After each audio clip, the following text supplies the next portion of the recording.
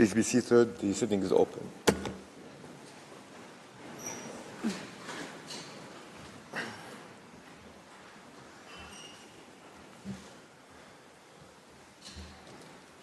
For reasons duly made known to me, Judge Abraham is unable to join us for this afternoon sitting.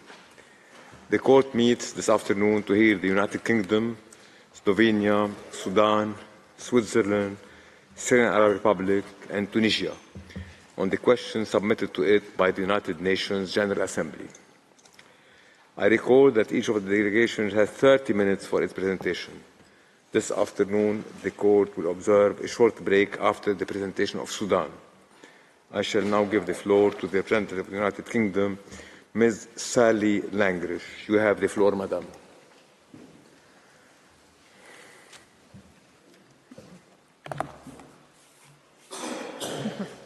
Thank you.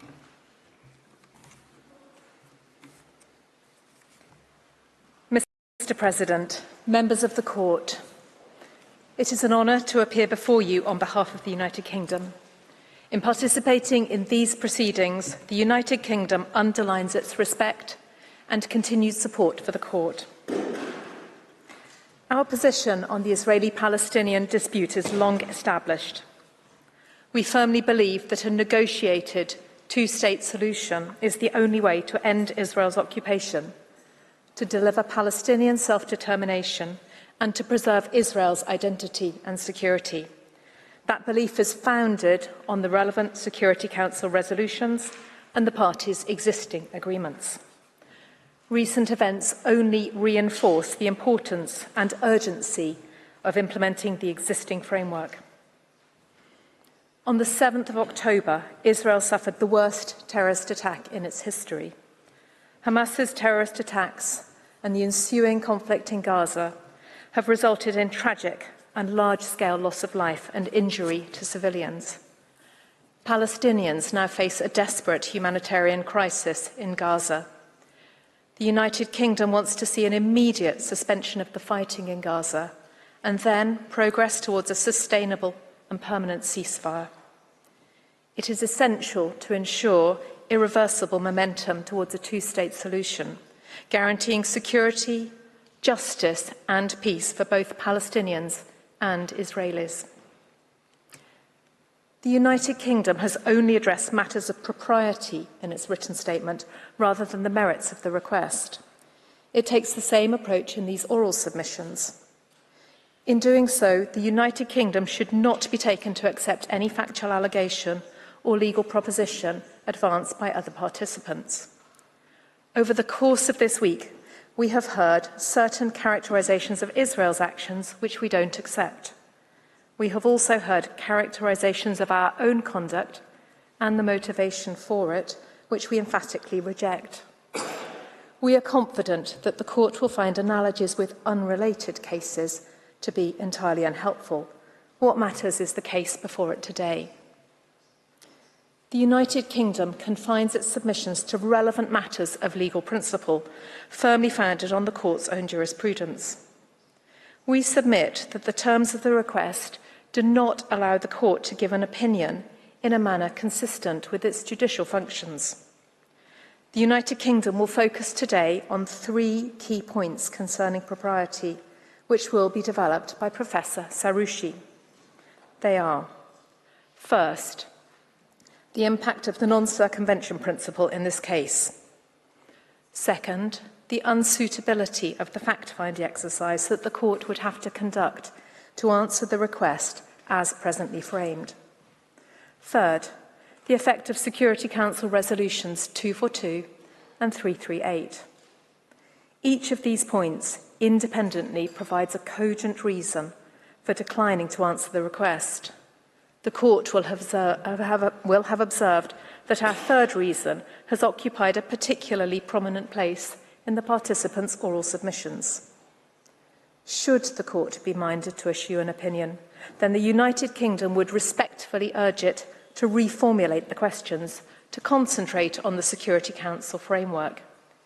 In this scenario, the court should focus on assisting the General Assembly in supporting urgent progress towards a negotiated solution. I will address this point in concluding the United Kingdom submissions later. But first, Mr. President, I invite you to give the floor to Professor Saroushi to address the issues of propriety. Thank you, Ms. Langridge. I now give the floor to Professor Saroushi. You have the floor, sir. Mr. President, members of the Court, it is an honour to appear before you on behalf of the United Kingdom. I shall first address the non-circumvention principle. The Court's jurisprudence has long recognised the distinction between its advisory and contentious jurisdictions. The Court has held consistently that its advisory jurisdiction cannot be used to undermine the fundamental requirement of state consent. Further, it should not provide a form of judicial recourse for parties, nor should the Court resolve disputes between parties using its advisory jurisdiction. Instead, the Court's advisory function is to offer legal advice to the UN organs requesting the opinion in order to assist them in their activities. Let me be clear. The United Kingdom does not submit that a state whose rights or duties may be affected by an opinion can prevent the Court from giving an opinion. Rather, consistent with the Court's jurisprudence, the United Kingdom's submission is that where a request is, I quote, directly related to the main point of a dispute between two parties, then the Court should refrain from giving an opinion.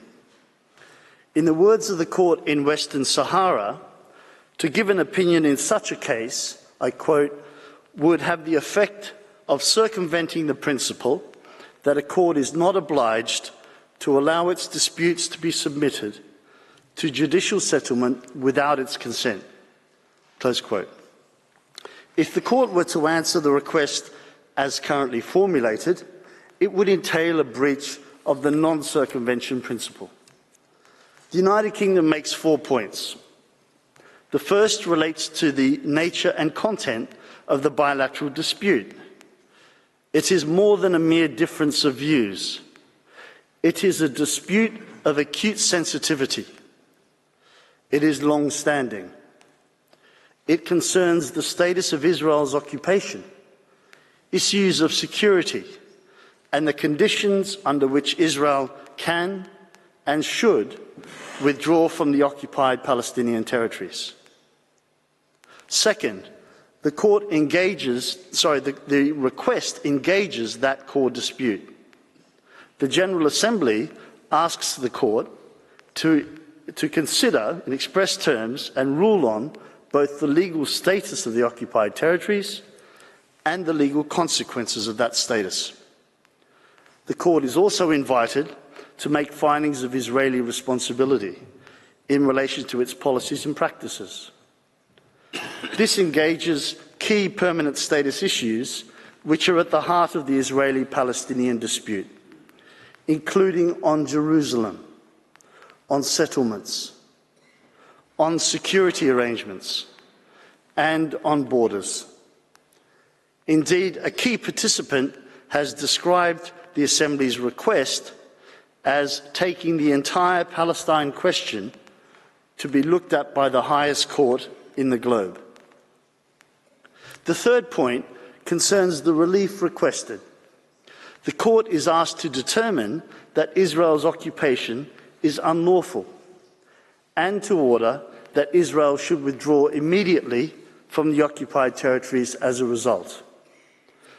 Over the course of this hearing, the Court has repeatedly been requested to order Israel's immediate, unconditional and total withdrawal.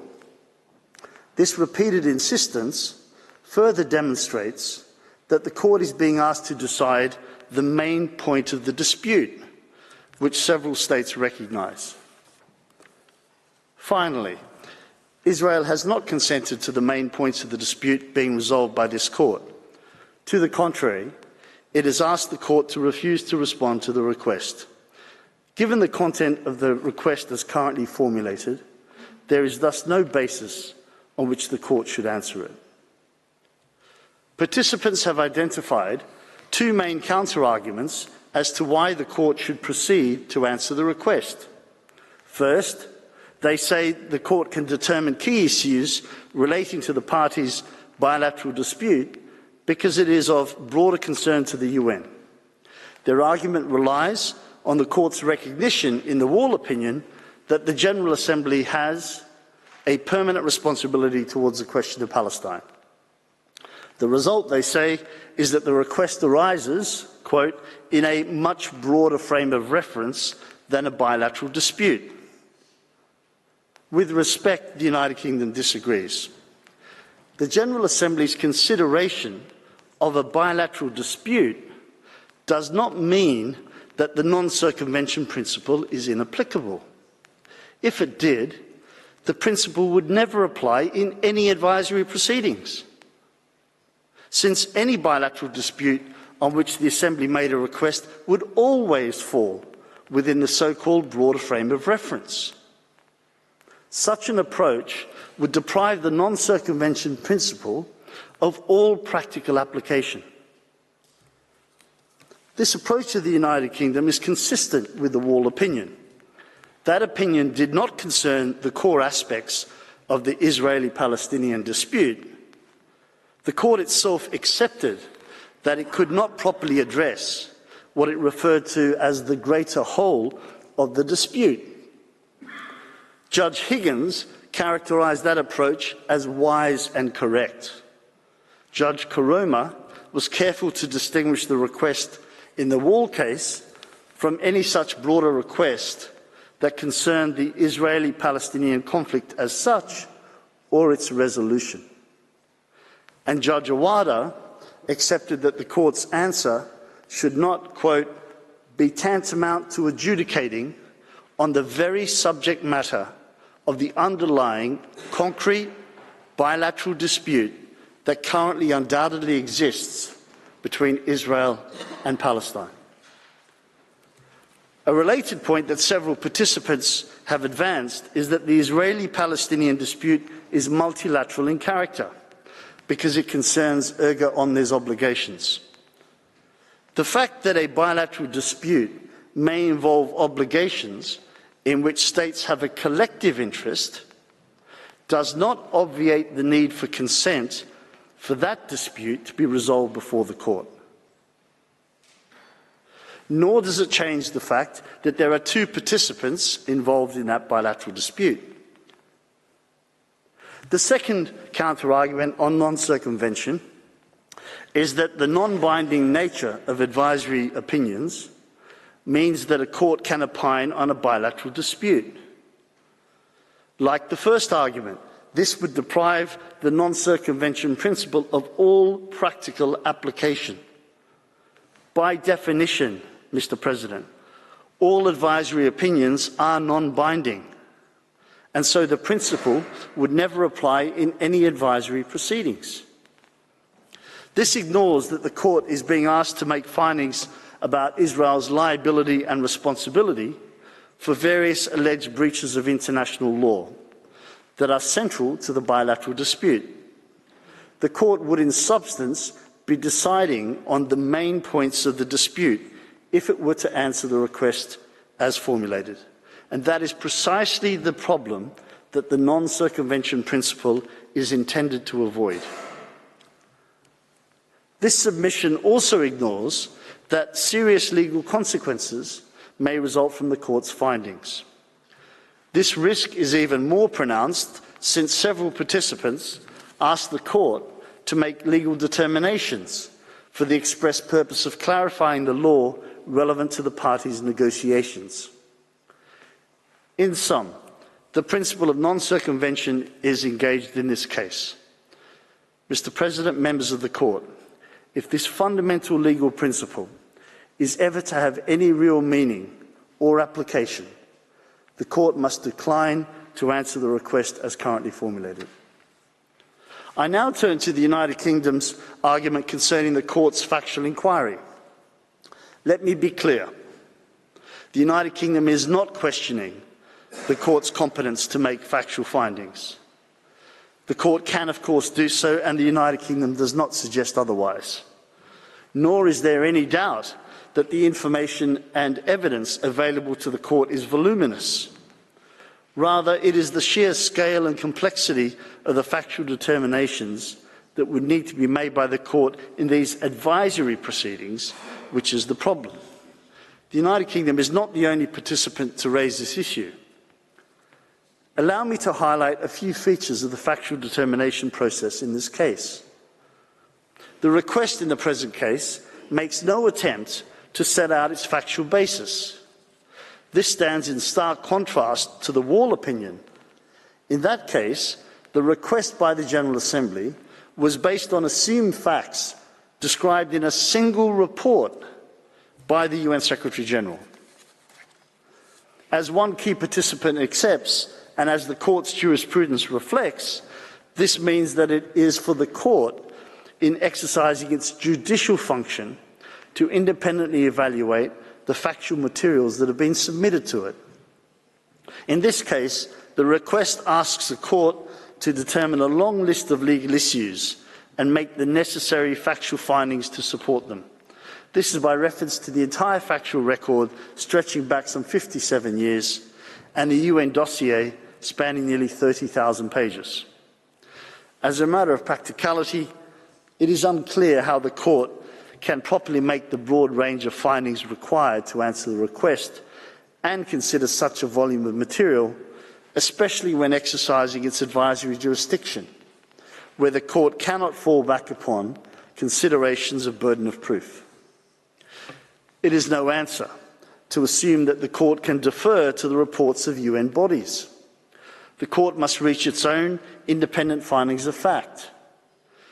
We emphasise that several states, including the United Kingdom, have expressed reservations about these UN reports. The Court's task is further complicated by a factual landscape that's rapidly shifting in the context of an ongoing and active conflict. This creates the serious risk that the Court may draw legal conclusions on an incorrect factual basis. The problem is further heightened by the gravity of the accusations levelled against Israel, where it is not a party and where the proceedings have been expedited. As this Court has long recognised, quote, claims against the state involving charges of exceptional gravity must be proved by evidence that is fully conclusive. In sum, the United Kingdom submits that there is a serious risk that the Court may undermine its judicial function by giving an advisory opinion in such a context. Mr. President, members of the Court, I now turn to the existing framework, the third point, for resolving the parties' dispute and its impact on these proceedings. The Court is well aware of the agreed framework for a permanent settlement of the parties' disputes as contained in Security Council Resolutions 242 and 338 and in the parties' interim agreements. The precise terms of Resolution 242 are worth recalling. They identify the two interdependent principles of withdrawal and security, to which the Court was referred on Wednesday. To be clear, this resolution does not determine that the occupation is unlawful. The terms of the resolution make this plain. The Security Council and the General Assembly continue to endorse this framework. Most recently, in December 2023, the Council affirmed its unwavering commitment to a two-state solution. Both organs also continue to recognise that a permanent settlement requires a negotiated solution under the auspices of the UN. Many states in these proceedings have emphasised the need for a negotiated solution and the importance of preserving the agreed framework in the context of these proceedings. The United Kingdom shares these views. The parties' agreed framework provides a further basis for declining to answer the request. That framework envisages the negotiation of Israel's withdrawal, not a court decision requiring it. In response to this submission, three main points have been raised by other participants.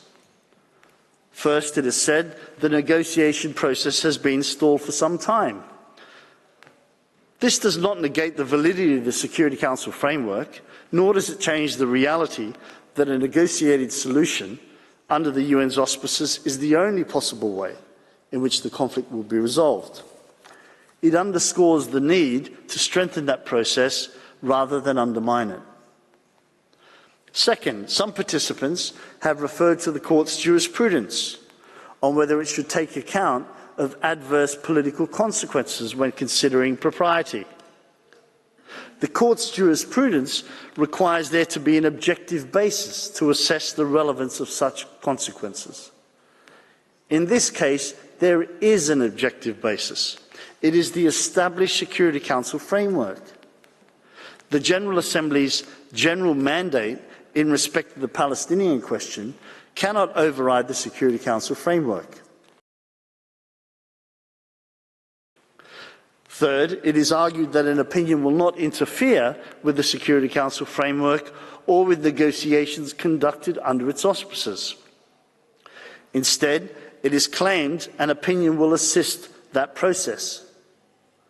Participants rely on the Court's statement in the Wall opinion that the negotiations must be conducted in accordance with international law and equivalent language in Council resolutions. And so the Court's legal conclusions can and should, they say, constrain the bases on which those negotiations are conducted. With respect, Mr. President, this argument is flawed. It would undermine the very premise of the Council's framework if the Court were to address the status of the occupation and require Israel's withdrawal. As I observed earlier, that framework inextricably links withdrawal with security and applies on a reciprocal basis. An unconditional order directed at only one party contradicts that fundamental requirement. It also undermines the additional premise that Israeli withdrawal will be achieved by negotiation rather than by court opinion. Furthermore, an opinion addressing the parties' obligations would prejudice their negotiating positions and thus contravene the Court's injunction in the interpretation of peace treaties and the Western Sahara advisory opinions. That, I quote, "the legal position of the parties to a dispute cannot be in any way compromised by the answers that the Court may give to the questions put to it." For these reasons, the United Kingdom respectfully requests the Court to decline the request as presently formulated. Mr. President, I now invite you, please, to give the floor back to Ms. Langrish. I thank Professor Saroushi. I now give the floor back to Mrs. Langrish. You have the floor, Madam. Thank you, Mr. President, members of the Court. So Professor Saroushi has explained why the Court should decline to answer the request. But if the Court is nonetheless minded to provide an opinion, the United Kingdom proposes an alternative course, which seeks to respect the existing framework and ensure the parties' compliance with it. We foreshadowed this approach in our written statement. It is firmly rooted in the Court's jurisprudence. Let me start by recalling the Court's recognition in the Wall opinion that the resolution of the dispute requires the implementation of Security Council resolutions, in particular Resolutions 242 and 338. This, in turn, requires a negotiated solution to the outstanding problems and the establishment of a Palestinian state existing side by side with Israel. Judge Higgins was even more prescriptive. She rightly observed that the resolutions embody key underlying requirements for the resolution of the Israeli-Palestinian dispute, namely that Israel is entitled to exist, to be recognised, and to security, and the Palestinian people are entitled to their territory, to exercise self-determination, and to have their own state. Judge Higgins further recalled that Resolution 1515 of 2003 envisages that these long-standing obligations are to be secured both generally and as to their detail by negotiation. Her view was that the Court, and I quote, should have used the latitude available to it in an advisory opinion. And she reminded both parties not only of their substantive obligations under international law, but also of the procedural obligation to move forward simultaneously.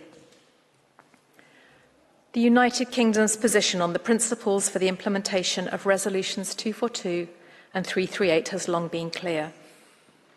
First, there must be an agreement on the borders of the two states based on the June 1967 lines with equivalent land swaps between the parties.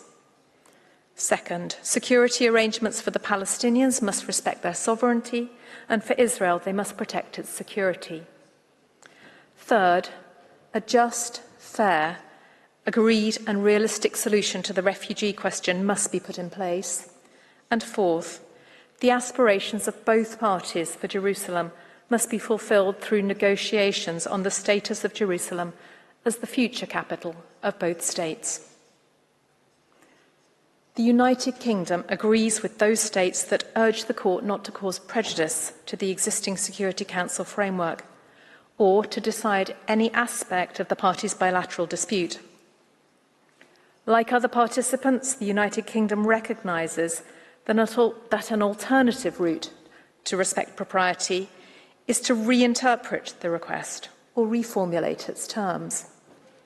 There is no question that the Court has the power to proceed in this way. It has often been required to interpret or even reformulate the questions put. As Judge Tomka has acknowledged, the Court can avoid intruding on a bilateral dispute by narrowing the scope of its answer. The question for the Court is how best to achieve these aims. We propose that the Court's opinion should focus on endorsing the continued application of the agreed framework with a view to ensuring its urgent implementation. An answer of this kind would respect the three propriety limitations that we have identified. It would also assist the General Assembly to discharge its mandate on the Palestinian question, which many participants have emphasised is the object of this request. More specifically, the United Kingdom, in this alternative submission, respectfully invites the Court to do the following: to endorse the continued application of the Security Council framework to both parties and the need for its urgent implementation at the earliest possible opportunity, to recall both parties' obligations to respect the terms of the Council's framework, to recall both parties' agreement not to aggravate their dispute by taking any step to change the status or integrity of the occupied territories until a negotiated solution is agreed. And lastly, to reaffirm the parties' obligations in their interim agreements that they negotiate on permanent status issues. In this way, the Court could assist the General Assembly in achieving its stated objective, which is to support urgent progress towards a negotiated solution within the Security Council framework. The United Kingdom reiterates that a negotiated two-state solution is the only way in which the Israeli-Palestinian conflict will be resolved. Mr. President, honourable members of the Court, thank you for your attention. That concludes the United Kingdom's submissions. I thank the delegation of the United Kingdom for its presentation. I invite the next participating delegation, Slovenia, to address the Court, and I call Mr. Helmut Hartmann to the podium.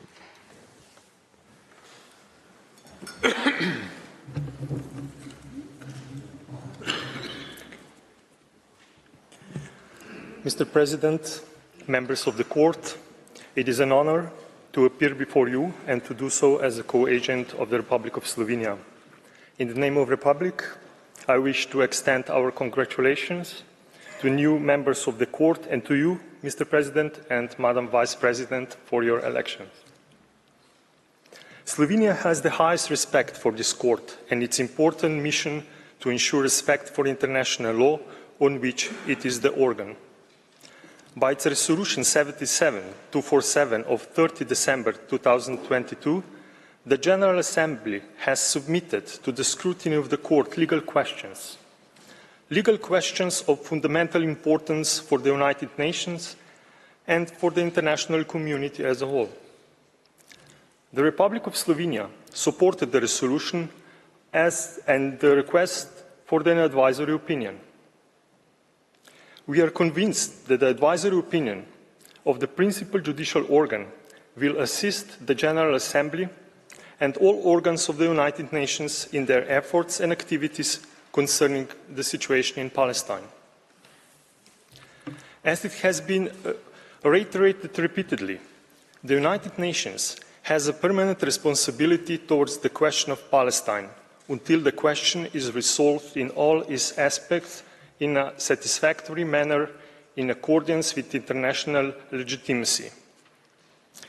In its declaration of the current situation in Palestine and Israel, adopted on 23rd November last year, the National Assembly of the Republic of Slovenia expressed its hope that the international community, including the United Nations, adopts a more ambitious, responsible and coordinated approach that will constructively support the Middle East peace process, leading to a lasting, peaceful coexistence between two peoples and to a two-state solution.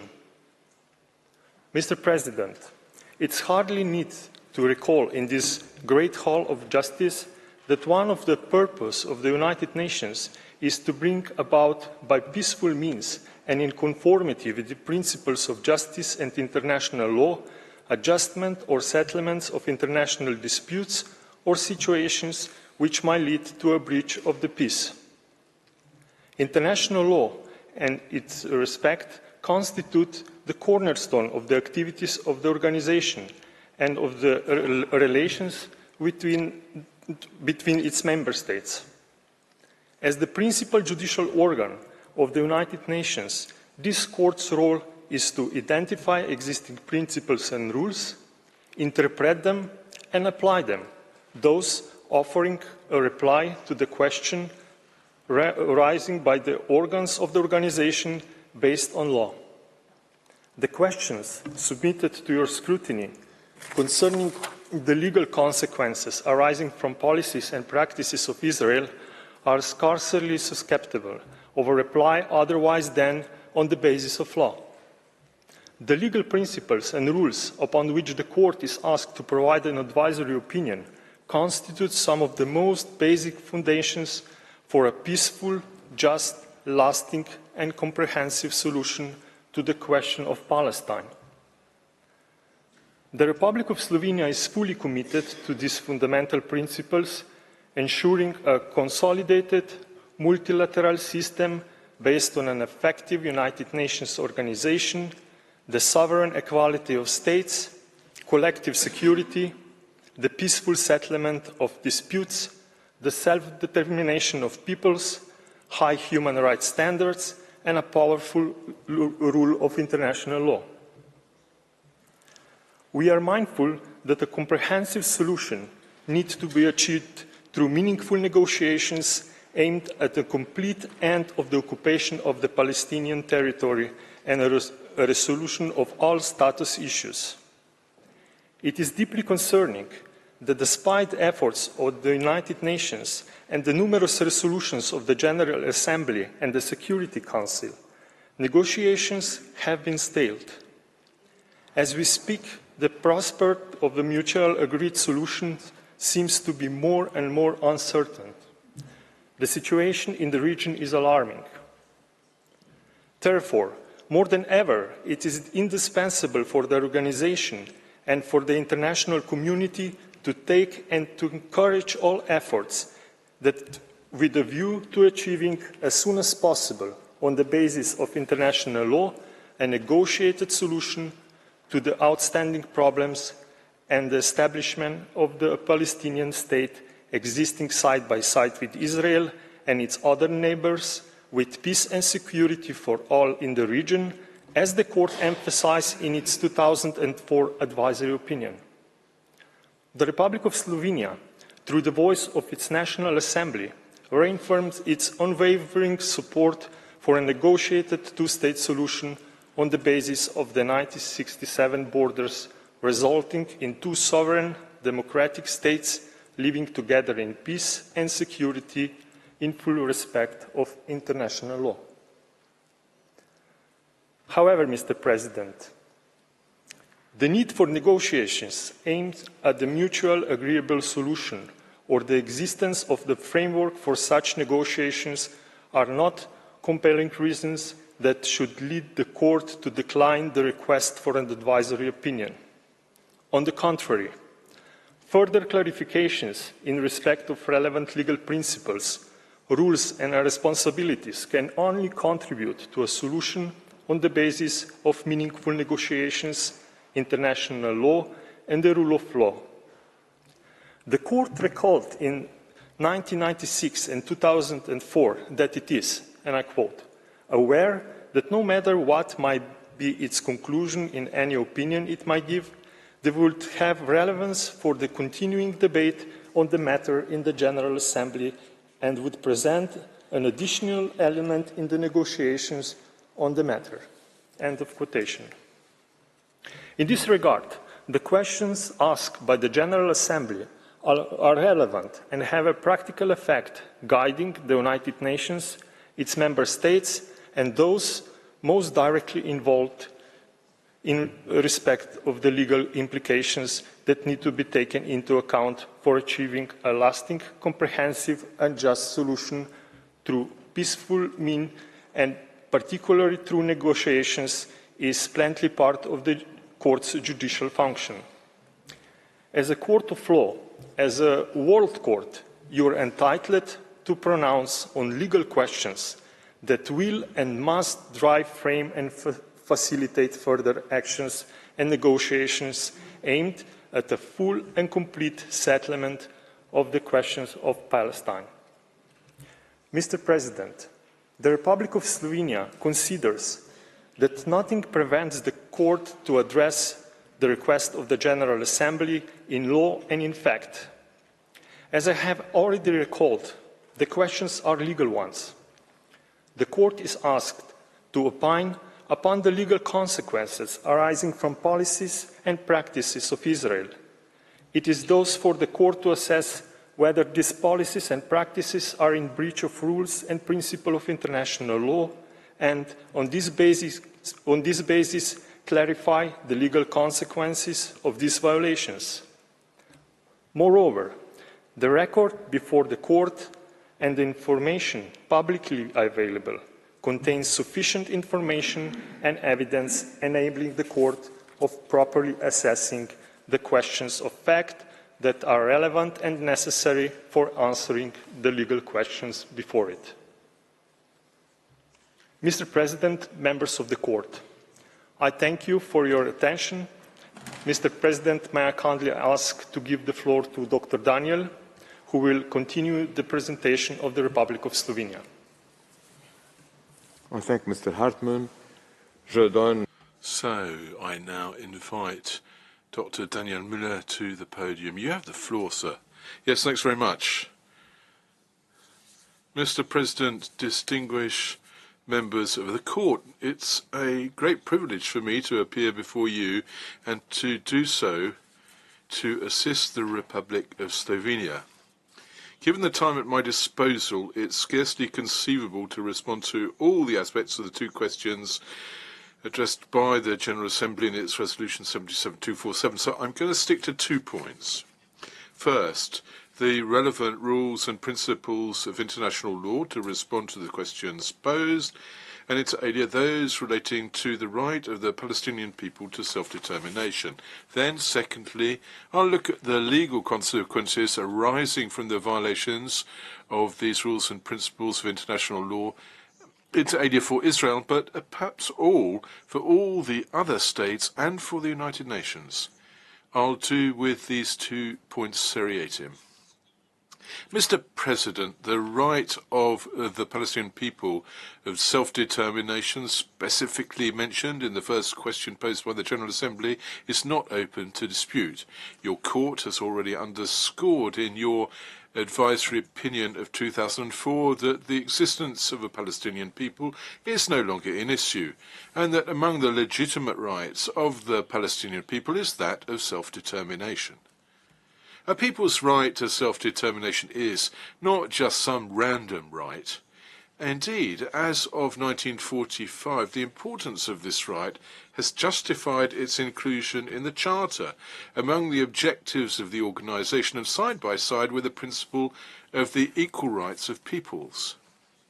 The General Assembly subsequently confirmed in 1960 that, I quote, all peoples have the right to self-determination and that the subjection of peoples to alien subjugation, domination and exploitation constitutes a denial of fundamental human rights, is contrary to the Charter of the United Nations, and is an impediment to the promotion of world peace and cooperation.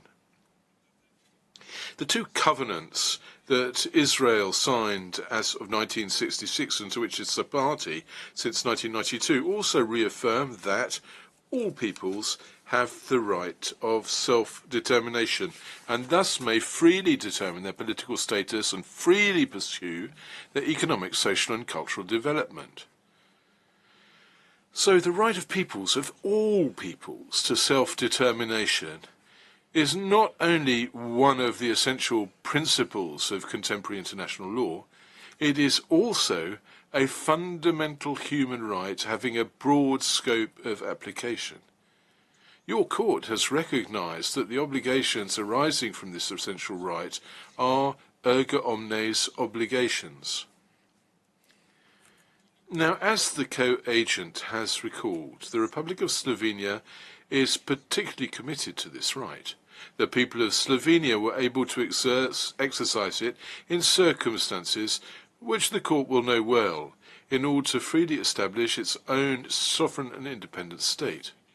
Given its history, the Republic of Slovenia is persuaded that the right to self-determination is an essential and indispensable pillar of the international legal order.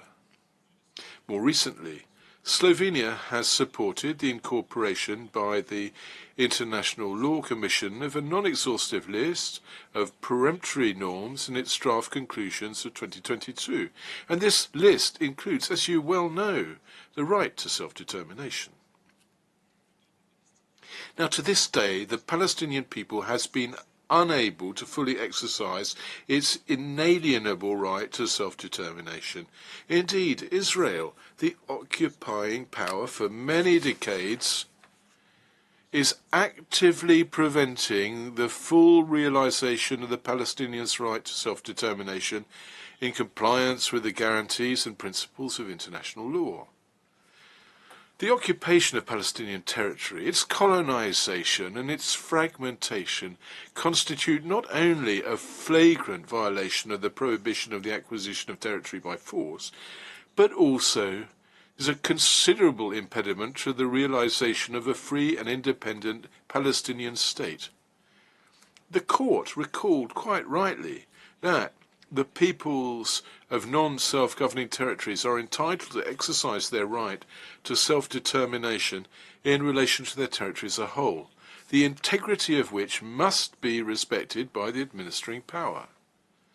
As a consequence thereof, any modification of the territorial base to which a people is entitled by right of self-determination, as well as the de facto and de jure annexation by Israel of a considerable part of Palestinian territory, are by their very nature contrary to international law. The need for respect and preservation of the territorial unity, contiguity and integrity of all of the occupied Palestinian territory, including East Jerusalem, recalled once again by the General Assembly in December last year, constitutes an essential condition for the Palestinian people to fully realize its right to self-determination and exercise its sovereignty over its territory. Thus, as the Council for Human Rights has recalled, the Israeli settlements fragmenting the West Bank, including East Jerusalem, into isolated geographical units, severely undermines the exercise of Palestinian self-determination. Mr. President, the right of the Palestinian people to self-determination is fundamentally hobbled by the prolonged occupation of Palestinian territory by the occupying power, and by the non-compliance with the obligations incumbent upon that power under the elementary rules of international humanitarian law. Palestinian territory remains under occupation within the meaning of international humanitarian law. The Court established in its advisory opinion of 2004 that on account of this de facto situation, the relevant customary and conventional rules of international humanitarian law are applicable in occupied Palestinian territory, including East Jerusalem. So, international occupation law is based on the idea that occupation may only be a temporary and provisional situation. The occupying power does not acquire sovereignty over the territory it occupies and must administer it, taking due account of its specific legal status. It must abstain from taking measures likely to entail permanent change, be they the extent of the territory occupied or to its social, economic and demographic reality. More generally, the occupying power must not exercise its authority in order to promote its own interests, or with the aim of using the inhabitants, their property, or the resources of the occupied territory for its own benefit. The occupying power must ensure the protection of the population subject to occupation and take the necessary measures in order to respect their rights and ensure their implementation. Above all, that includes the fundamental rights guaranteeing dignity, equality, and the value of the individual. Rightly, the Court confirmed in 2004 that the treaty instruments relative to human rights remained applicable in OPT, and thus must be respected vis-à-vis the men, women, and children of Palestine. The practices and policies implemented by the occupying power in occupied Palestinian territory do not comply with the elementary obligations of international human rights law or international humanitarian law. The Court already confirmed this in 2004 with respect to the construction of the wall. However, the colonization of occupied Palestinian territory, including East Jerusalem, and the installation of settlements with the aim of achieving lasting demographic change, and the displacement of Palestinians, the destruction of their houses and their property, have but accelerated. The Court, the General Assembly, and the Security Council have recalled that settlements in occupied Palestinian territory have no legal basis and remain illegal. The Council vigorously regretted for a long time the continuation and persistence of Israel in pursuing those policies and practices. The written and oral statements of participants in the instant advisory proceedings have also demonstrated that the practices and policies of the occupying power are not consistent with what is required of it under international law. All these violations of international law arising from the prolonged occupation compromises the effective exercise by the Palestinian people for its right to self-determination and the achievement of a two-state solution, to which the Republic of Slovenia remains profoundly committed. Distinguished members of the Court, every internationally wrongful act of a state entails the international responsibility of that state. That key provision of the Articles on State Responsibility for Internationally Wrongful Acts contains in itself a part, an important part indeed, of the answer to the question of the legal consequences of the policies and practices which are before you. Israel has engaged its international responsibility. The content of the international responsibility of the State of Israel, or to use the terms of the ILC, the legal consequences involved by this responsibility, are enumerated in Articles 29 through 32 of the Articles on State Responsibility. Israel has the obligation to put an end to its internationally wrongful acts and to all the practices preventing the Palestinian people from fully exercising its right to self-determination, first and foremost of which are the prolonged occupation and annexation of Palestinian territory. Israel must fully carry out its international obligations, in particular its obligation to respect and promote the self-determination of the Palestinian people in the full compliance with international law. The harm caused by these internationally wrongful acts must be fully repaired. Implementation and compliance with these applications arising from the wrongful acts are not only due to Palestine and to the Palestinian people. On account of the erga omnes nature of the rules and obligations breached, which rules are due to the international community as a whole, any state, without distinction, is entitled to invoke Israel's responsibility. Any state can require the cessation of violations and compliance with the obligations in question. Any state is entitled to require the implementation of the obligation of reparation in the interest of the Palestinian people and the state of Palestine. As the court recalled in the Barcelona Traction case, in view of the importance of the rights involved, all states can be held to have a legal interest in their protection. Mr. President, as far as states other than Israel are concerned, and doubtless the United Nations too as an international organization, this isn't merely about summoning Israel to cease its wrongful acts. States do not only have a legally protected interest that Israel respects the right of the Palestinian people to self-determination. All states also have the duty, and the duty is to promote, through joint and separate action, realization of the principle of equal rights and self-determination of peoples in accordance with the provisions of the Charter, and to render assistance to the United Nations in carrying out the responsibilities entrusted to it by the Charter regarding the implementation of the principle. And that is rehearsing, you will have noted, the terms of Resolution 2625 of the General Assembly. In the same fashion, under the terms of Article 1, which is shared in all the 4 Geneva Conventions, the contracting states not only committed to respect the obligations arising from these treaties, but also to ensure respect of these obligations in all circumstances. The practices and policies impeding the realization of the right to self-determination of the Palestinian people cannot exempt the other states and the United Nations from these obligations.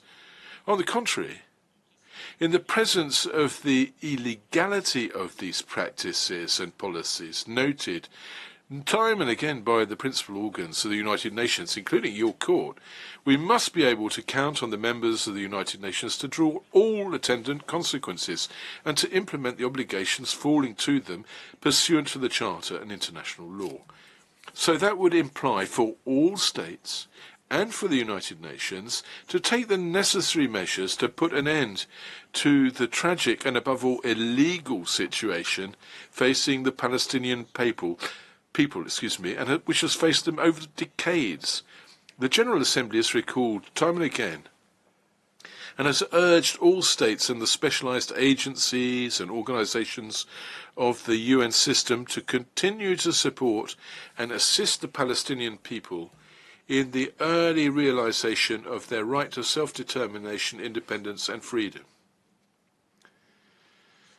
Furthermore, on account of the nature of the obligations in issue and their importance, states are not only held to cooperate to bring an end through lawful means these serious breaches, they are also under the obligation to not recognize the situation created by these breaches and must abstain from rendering any aid or assistance in maintaining this situation. The Court has already confirmed the relevance and existence of legal consequences for all states in its 2004 advisory opinion, and the General Assembly has requested all states members of the United Nations to comply with their legal obligations as mentioned in the advisory opinion, including those consistent with their obligations under international law and the relevant resolutions not to recognise and not to render aid or assistance in maintaining the situation created by measures that are illegal under international law, and to not aid them in this end.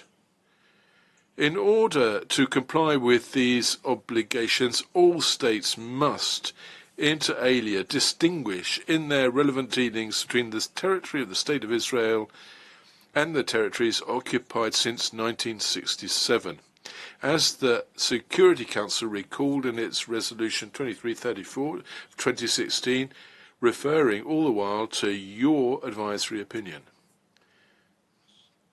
Mr. President, distinguished members of the Court, the painting by Paul Albert Besnard, which hangs in this great hall, recalls the cardinal principle of contemporary legal order: peace by justice.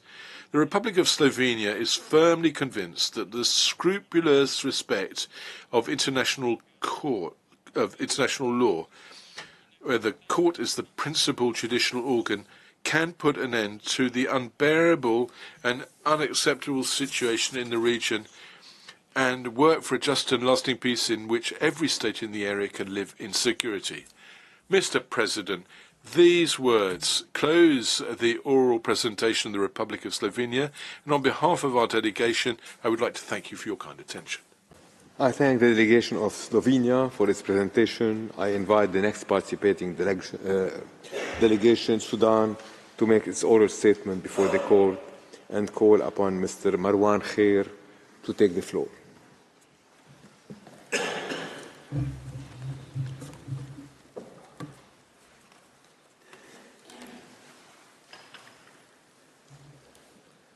Mr. President, distinguished members of the Court, it's my honor and privilege to address the International Court of Justice on behalf of the Republic of the Sudan. I express gratitude to this Court for extending the opportunity for my country's participation in these advisory proceedings on the legal consequences arising from the policies and practices of Israel in the occupied Palestinian territory, including East Jerusalem. The Sudan is present here today, owing to the profound significance of these proceedings in the context of realizing the inalienable right of the Palestinian people to self-determination. This matter has persisted on the United Nations agenda for several decades. The dire circumstances prevailing in the occupied Palestinian territory over the past decades, compounded by the current severe humanitarian crisis in Gaza Strip, underscore the profound jeopardy facing the fundamental rights of all people in the Middle East, particularly the Palestinians.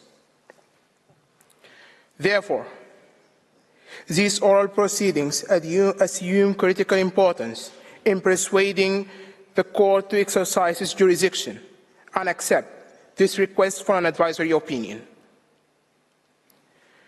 The Sudan contains that such a stand by the principal judicial organ of the United Nations would convey a definitive message to both Israel and Palestine, urging them to redouble their efforts in achieving peace and security for the mutual benefit for their peoples.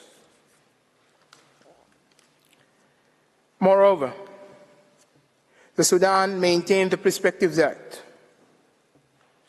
in giving this advisory opinion, the Court would assume a crucial role in fostering justice, peace, and security, not only in Israel and Palestine, but also in the Middle East and beyond. Mr. President, in accordance with the rules of court, we will address the statement specifically to the issue that, from the perspective of the Sudan, remains a point of contention among the participants in these proceedings, whether or not the court should give the requested advisory opinion. The statement will be as succinct as possible within the limits of what is necessary for adequate presentation of the Sudan's contention at this hearing.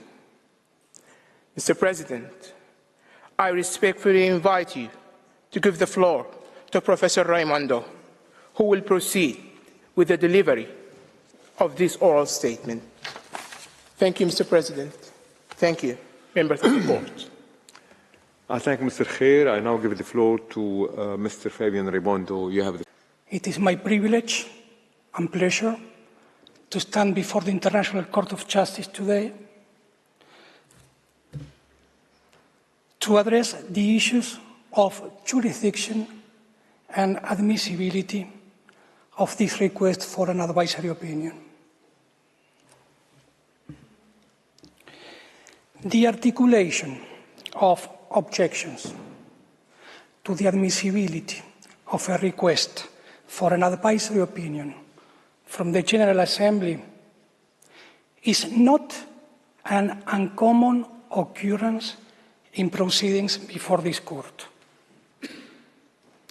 Nevertheless, the court has consistently dismissed such objections. In the subsequent discussion, I shall initially recall the consistent jurisprudence of this court on the issues of jurisdiction and admissibility. It is within this body of jurisprudence that the court can find the resolution to the objections raised concerning the admissibility of the current request for an advisory opinion. As pointed out by this court in the Chagos advisory opinion, I quote, "When the court is seized of a request for an advisory opinion, it must first consider whether it has jurisdiction to give the opinion requested, and, if so, whether there is any reason why the court should, in the exercise of its discretion, decline to answer the request." Unquote. The jurisdiction of this court to provide an advisory opinion stems from Article 65, paragraph 1 of its statute. This article provides that the court may give an advisory opinion on any legal question upon the request of any body authorized by or in accordance with the Charter of the United Nations to make such a request. The General Assembly has the authority to request an advisory opinion according to Article 96, paragraph 1 of the Charter of the United Nations, and this article stipulates that the General Assembly has the power to ask the International Court of Justice to provide an advisory opinion on any legal question. In these proceedings, the court is first asked to determine the legal consequences arising from the ongoing violation by Israel of the right of the Palestinian people to self-determination from its prolonged occupation, settlement, and annexation of the Palestinian territory occupied since 1967, including measures aimed at altering the demographic composition, character, and status of the Holy City of Jerusalem, and from its adoption of related discriminatory legislation and measures. Next, the Court is asked how said policies and practices affect the legal status of the occupation and what legal consequences ensue for all states and the United Nations from this status. Mr. President, members of the Court, it is evident that these questions concern the legal consequences of violations of international law that have been recognized as such by the Security Council and the General Assembly, among other United Nations organs and bodies, as well as to the legal status of the occupation in view of those violations and the legal consequences of its illegality. The General Assembly requests the Court to answer these questions in accordance with, inter alia, the rules and principles of international law, international humanitarian law. The Sudan believes that the request has been made in accordance with the Charter and that the questions submitted to the Court are legal in character. I shall now proceed to the issue of the admissibility of the request.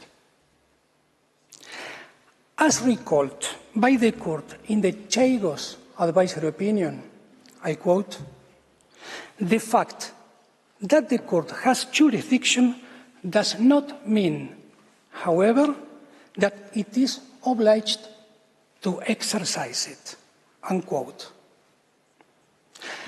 According to consistent jurisprudence of this Court, the discretion whether or not to respond to a request for an advisory opinion exists to safeguard the judicial function of the Court as the principal judicial organ of the United Nations. However, the Court is aware that its reply to a request, I quote, represents its participation in the organization and, in principle, should not be reviewed. End of quote. It is an established jurisprudential principle that this Court may decline to respond to a request for an advisory opinion falling within its jurisdiction only in the presence of compelling reasons. The pertinent query at hand is whether there exists any compelling reason for this Court to decline to respond to the request referred by the General Assembly. Some participants in these proceedings have indeed alleged the existence of such reasons. The grounds most frequently invoked in these proceedings include, firstly, the contention that providing the opinion would prejudice the negotiation process between the parties involved in the underlying dispute. Secondly, the argument that admitting the request would be incompatible with the principle of consent in judicial settlement. And thirdly, the alleged prejudicial nature of the underlying questions and the lack of sufficient factual inquiry. I will now examine the first ground. This ground was raised by Canada, Hungary, Israel, Italy, and Zambia, among others. Thus, for example, in the opinion of Italy, I quote,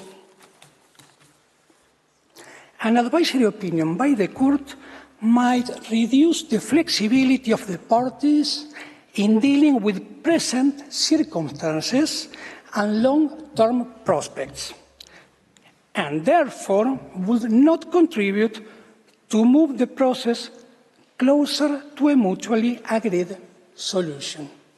End of quote. This constitutes a type of argument that this court has previously considered in other advisory proceedings. For example, in the nuclear weapons advisory opinion, the court noted that concerns were raised about the potential negative impact of its response on disarmament negotiations. The court acknowledged that regardless of its conclusions, they would introduce an additional aspect to the negotiations. However, the court stated that the ultimate effect of its opinion is a matter of appreciation and cannot be seen as a compelling reason to refuse exercising its jurisdiction. This jurisprudential principle was confirmed by this court in the advisory opinion on the wall. There is an additional, pivotal aspect to address in this context. The two questions central to the ongoing advisory proceedings pertain to the existing conditions in the occupied Palestinian territory.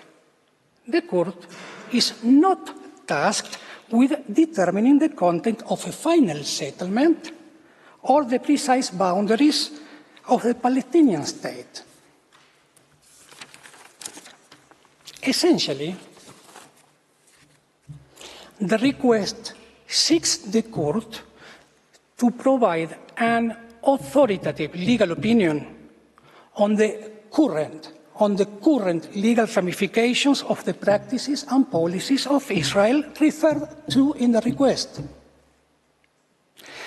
The advisory opinion is expected to bear relevance to extant queries regarding legal status and its associated consequences. Such clarification holds the potential to significantly contribute to establishing the groundwork for a prospective negotiated resolution of the underlying conflict, rather than to endanger the established framework for negotiations that have been suspended for several years now. Hence, the Sudan believes that this does not constitute a compelling reason to decline responding to the request. I shall now address the second ground, the contention that the opinion would circumvent the principle of consent in judicial settlement. This ground was raised by Canada, Fiji, Hungary, Israel, and the United Kingdom, among other participants. For example, Canada objects that, I quote, "It is Canada's understanding that Israel, which has a direct interest in this case, has not provided consent for the ICJ to desist of this matter." End of quote. It is well-established jurisprudence of this court that the lack of consent to the court's contentious jurisdiction by interested states does not impact the court's jurisdiction to render an advisory opinion. This rationale is exemplified by instances such as when the court gave its advisory opinion on Western Sahara, even in the absence of Spain's consent to the request. When it delivered the advisory opinion on the wall, despite Israel not providing consent. And when it issued the Chagos advisory opinion, notwithstanding the absence of consent from the United Kingdom. In each of these instances, the court gave its opinions, even though the request concerned the responsibility of particular states. As this court said in Western Sahara, I quote, "In the present case, Spain is a member of the United Nations and has accepted the provisions of the Charter and Statute. It has thereby, in general, given its consent to the exercise by the court of its advisory jurisdiction." Unquote. In the Sudan's view, the same rationale applies in the current advisory proceedings.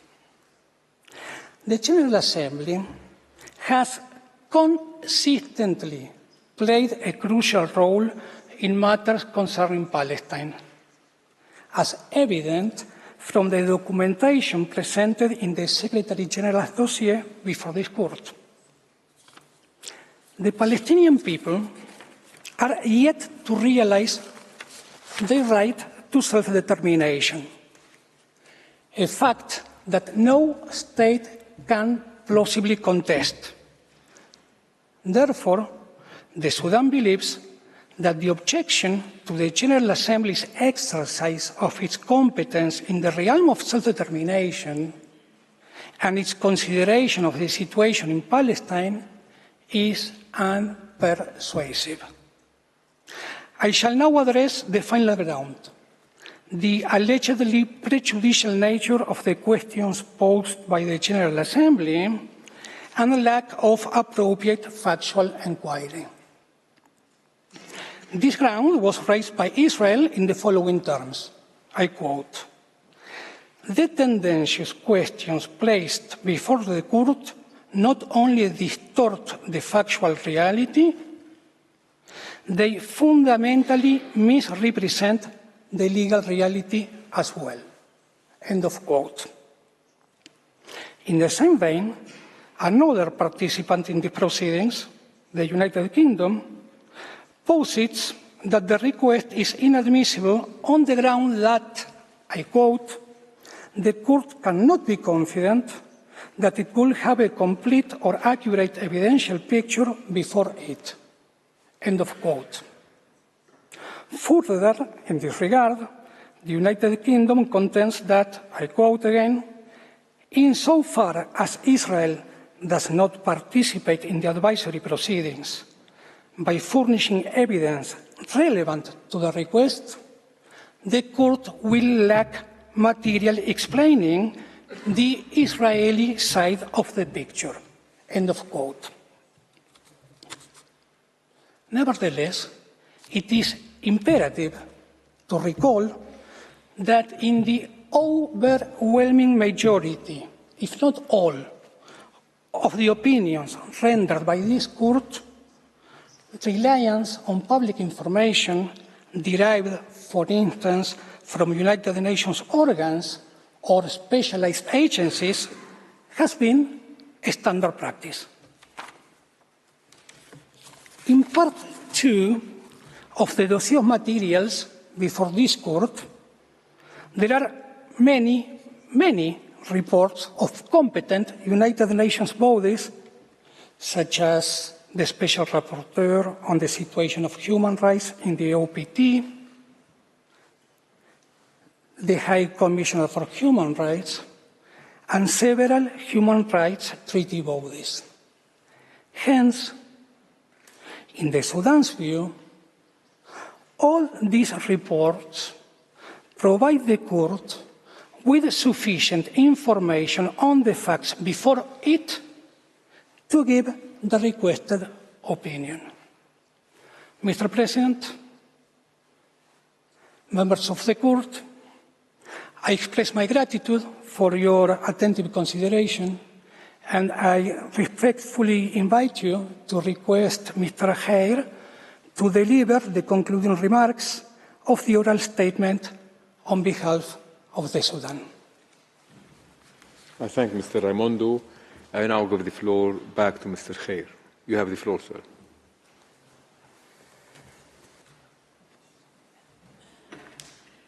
Mr. President, distinguished members of the court, I wish to emphasize the great significance of the right of peoples to self-determination. In advisory proceedings conducted before this court, wherein the exercise of this right was a pivotal concern, the court's opinion emerged out of fundamental elements shaping the legal framework for resolving the underlying disputes, such as the one concerning Namibia. If only we had a comparable equivalent for Palestine. The successful resolution of the protracted dispute surrounding Namibia can be largely attributed to the court's judicial task. It's respectfully suggested that you should persist in fulfilling that role in the present advisory proceedings.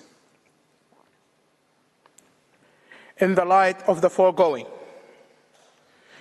the Sudan concludes that the court not only has jurisdiction to give the advisory opinion requested by the General Assembly, but also that there is no compelling reason for this court to use its discretionary power not to give the opinion. Thank you, Mr. President. Thank you, members of the court. I thank the delegation of Sudan for its presentation. Before I invite the next delegation to make its oral statement, the court will observe a break for 10 minutes. The sitting is suspended.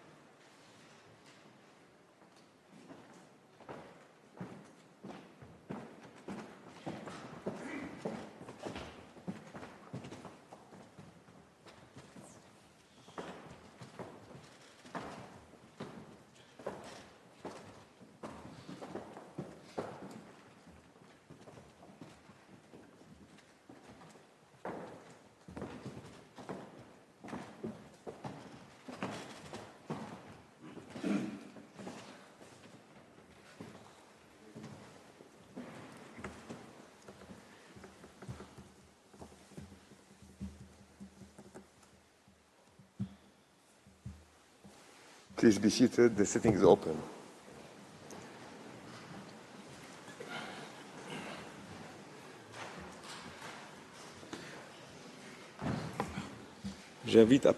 I now invite the next participating delegation, Switzerland, to address the court and call Mr. France Perez to the podium. Sir, you have the floor. Mr. President, distinguished members of the court, it's an honor for me to appear before you on behalf of the Swiss Confederation. The terrorist attacks perpetrated by Hamas and other armed groups on the 7th of October 2023, firmly condemned by Switzerland, and the ensuing violent confrontation in Gaza are today in all our minds. They contribute to polarizing even further positions within the international community and undermine the prospect of a negotiated two-state solution. This potentially makes the task of the court more arduous, but also more necessary than ever.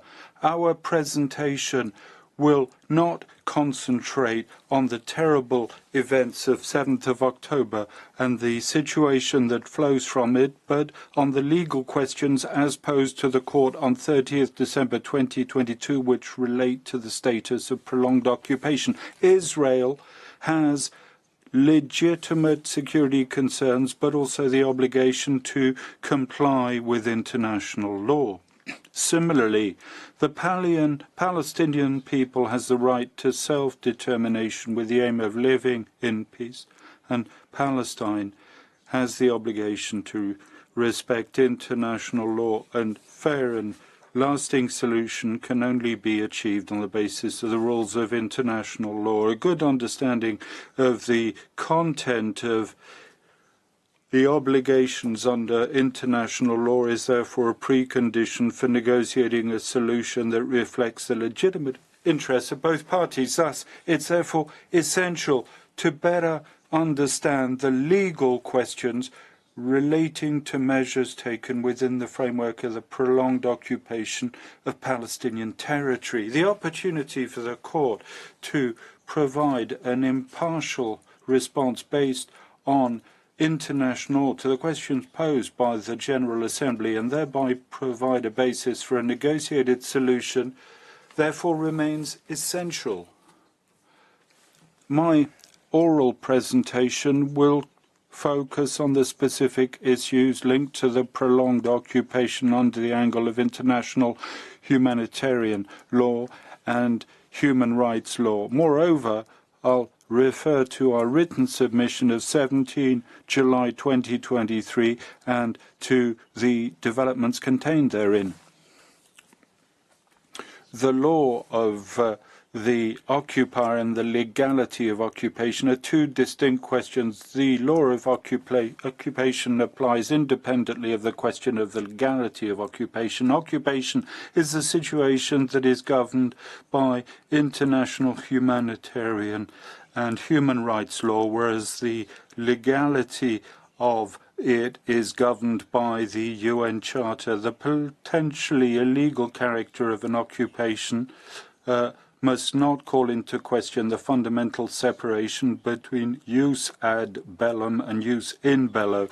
The right of occupation continues to apply in Palestinian territory, irrespective of the question of the legality of the occupation. As such, the prolonged character of an occupation has no incidence on its conformity with jus in bello. No provision of humanitarian law prohibits prolonged occupation. What's more, prolonged occupation remains governed by humanitarian law, supplemented by human rights law, irrespective of a de facto possible annexation.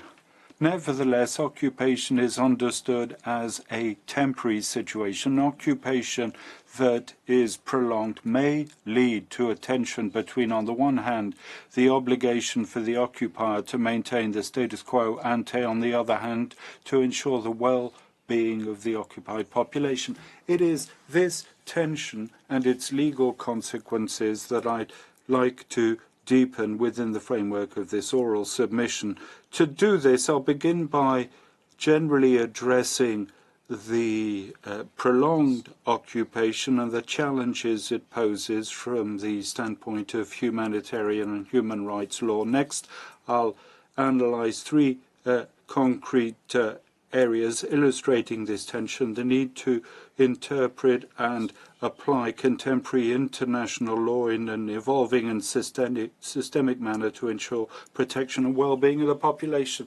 The concrete areas addressed are firstly the legislative administrative competences of the territory, secondly access to items that are indispensable to the survival of the population and protecting dignified life, and lastly, use of force in occupied territory. Allow me, first of all, to address the legal challenges posed by prolonged occupation. The rules of the law of occupation were not developed to regulate situation of occupations lasting several decades. They're based on four fundamental principles that underscore the necessary temporary nature of occupation and to establish a balance between military and humanitarian necessity. Firstly, the occupier doesn't acquire sovereignty over the territory he occupies. Unilateral measures calling into question the territorial status quo are therefore never admissible. A modification of the status of occupied territories can only be envisaged within the framework of a negotiated solution. Secondly, the occupier must maintain the status quo ante and not take measures that might lead to permanent changes, in particular from the social, economic and demographic standpoint. Thirdly, the occupier must maintain security and public order in the occupied territory and administer it in order to ensure the protection and well-being of protected persons. Fourthly, the occupier must not exercise his authority for the purposes of serving his own interests, that of his territory or his population. Within the framework of a prolonged occupation, tensions might indeed appear between these four principles. For example, the well-being of the civilian population might necessitate changes to the status quo. In this context, there's a need to distinguish clearly unlawful situations that undermine the status quo, such as, for example, settlements, from those where the status quo would in fact be maintained to the detriment of the population of the occupied territory.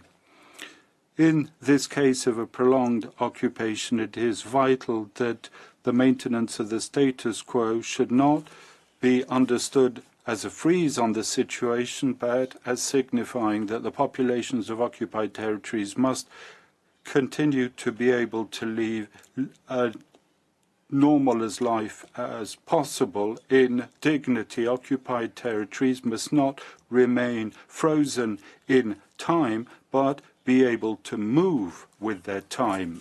To address the legal tensions and challenges specific to a prolonged occupation, it's important to recall the function and the purpose of humanitarian law are to protect and ensure the well-being of the population and not to justify intrusive measures in the interest of the occupying power. The obligation of the occupying power to ensure the well-being of the occupied population calls for an interpretation in favor of the higher interests of the population living under occupation.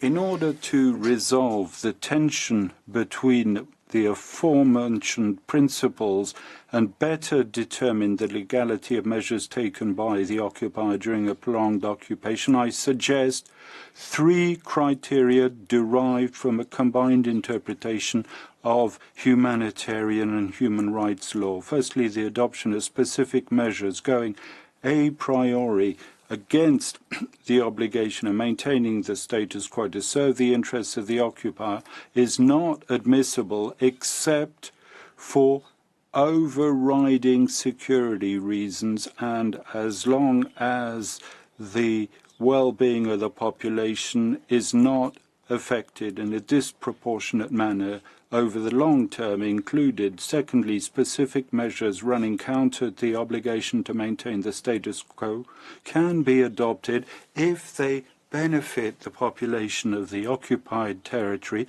consistent with human dignity, and take account of the wishes of the population in the occupied territory and its historical and cultural specificities. Lastly, thirdly, the adoption of such measures is statutory when these measures amount to parallel obligations of humanitarian and human rights law. If humanitarian law was specifically designed to govern situations of armed conflict, it remains that human rights remain fully applicable in situation of occupation. The Fourth Geneva Convention compels the occupying power to assume active responsibility for the well-being of the population under its control. This obligation to protect the population under occupation and to promote its well-being is concretized in the obligation to respect, to protect, and to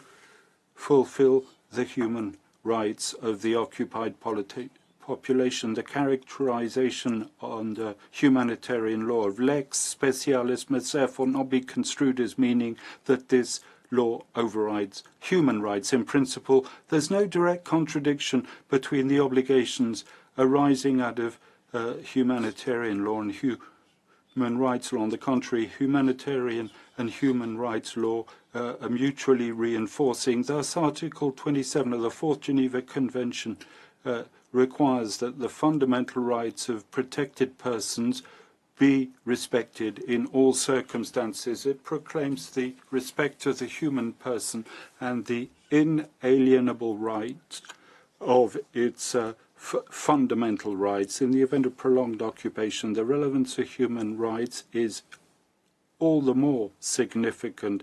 The logic of humanitarian law is aimed at immediately ensuring the essential minimum needs of the population. This must be supplemented by the need of ensuring over the long term a dignified life. Thus, the balance between humanitarian and human rights law fluctuate with the prolonged character of an occupation. The longer the occupation is prolonged, the more the respect for and guarantee of human rights are important. To close this part, I'd like to stress that all actors exercising de facto control are also bearers of obligations at Israel's side. The practice of UN organs recognizes that, at minimum, an armed non-state actor exercising the governmental type functions or controls, in fact, a territorial population must uphold and protect the human rights of the inhabitants. Palestine, having notably ratified Covenants 1 and 2 of the UN relating to human rights and the UN Convention against Torture, has the positive obligation to take all measures in its power and compatible with international law to assure to persons living in these parts of its territory the rights guaranteed by the Convention. Israel and Palestine are under obligation to cooperate and support one another and not to weaken one another in their efforts to ensure the well-being of the population. Victims must also be able to seek reparation for violations or abuse of their rights, whoever the actor at the origin of their grievance, in order to ensure effective respect of human rights. These various actors must cooperate by taking into account that the scale of their obligation will vary notably of the control they exercise and the resources available to them. I come now to the concrete areas, starting with that of legislative and administrative competences of the territory. By virtue of the principle of maintaining the status quo, the occupier cannot take measures bringing about permanent changes, in particular the social, economic and demographic standpoint. The occupier must restore and ensure, as far as possible, public order and safety while respecting, unless absolutely prevented, the laws in force in the country. However, by virtue of Article 64, paragraph 2 of the Fourth Geneva Convention, we can deduce that the occupier might introduce new laws if these are indispensable to ensure A, the security of the occupier, B, order of public life, and thirdly, respect for humanitarian law. Though human rights are not in the exceptions of maintaining local law, an updated reading of humanitarian law requires that their respect be guaranteed. Thus, in the case of prolonged occupation, the obligation to ensure public order and safety implies that the occupier administers the territory in such a way as to ensure protection and well-being of protected persons, not only respect and protect, but also provide them with a right to a dignified life.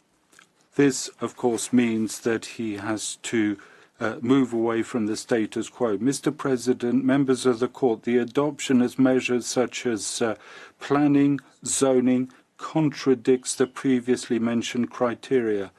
This regime contributes to put in place a coercive environment, aggravating the risk of forced transfer.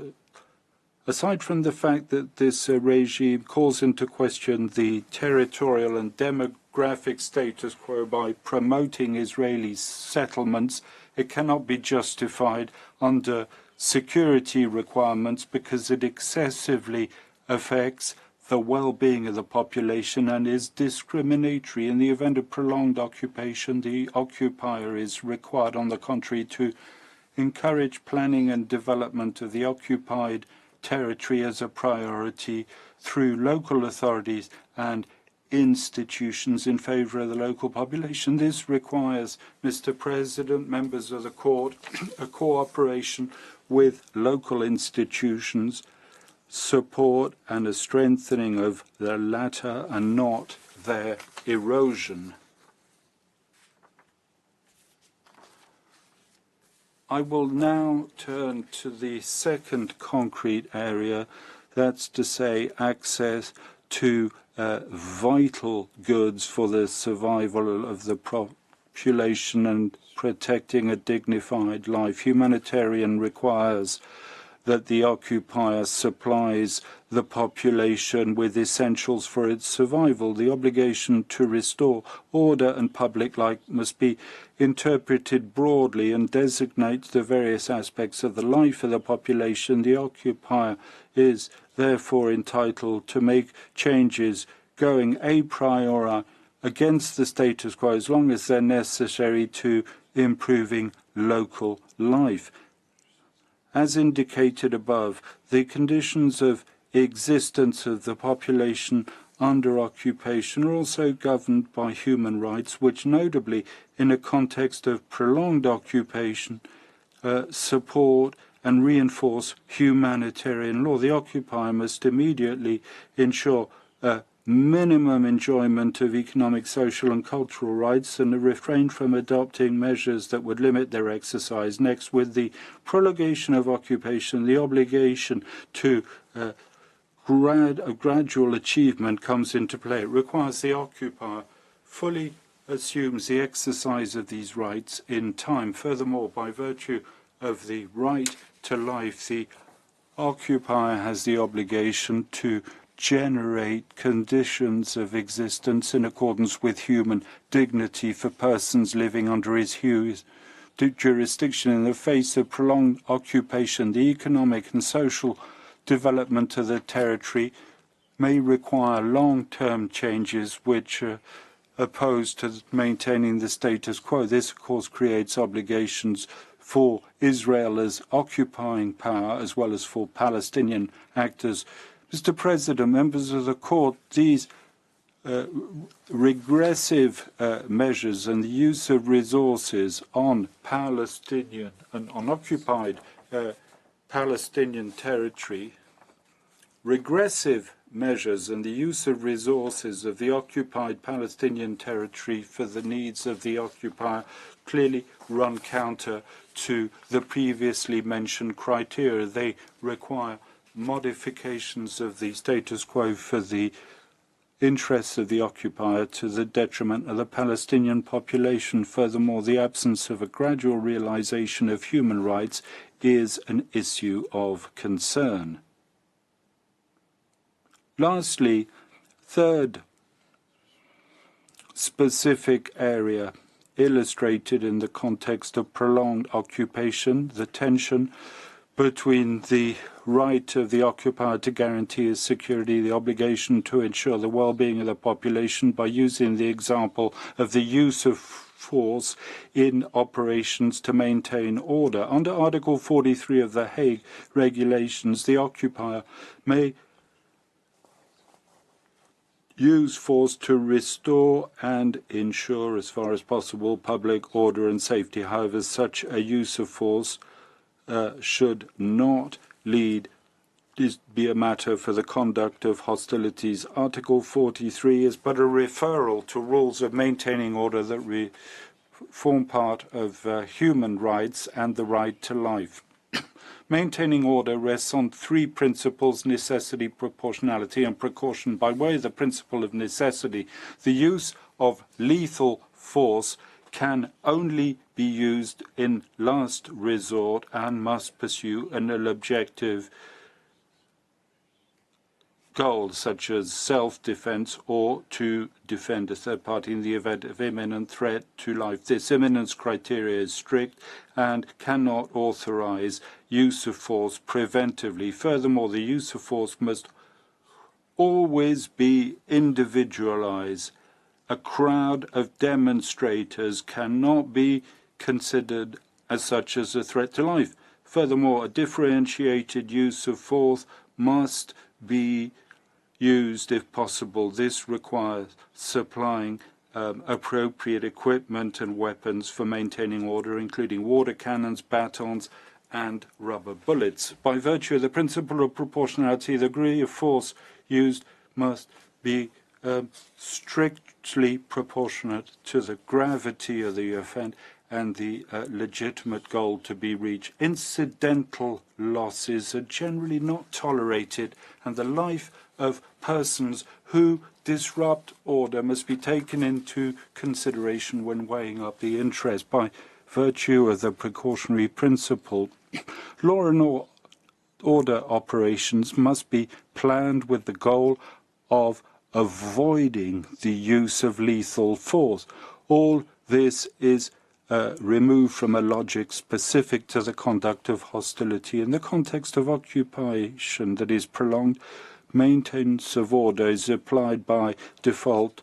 Hybrid situations of civilian and hostile violence must be far rarer than the context of a nascent occupation. Weapons and equipment made available to occupying or security forces must be similar to those which are used by states in peacetime. The use of combat weapons and the use of snipers is even more inappropriate during long-term occupation. The militarization of maintaining order operations must be avoided ex ante when a legitimate legislative and administrative framework must be put in place to regulate the use of force, and the training of Israeli forces must be consistent with international maintenance of order.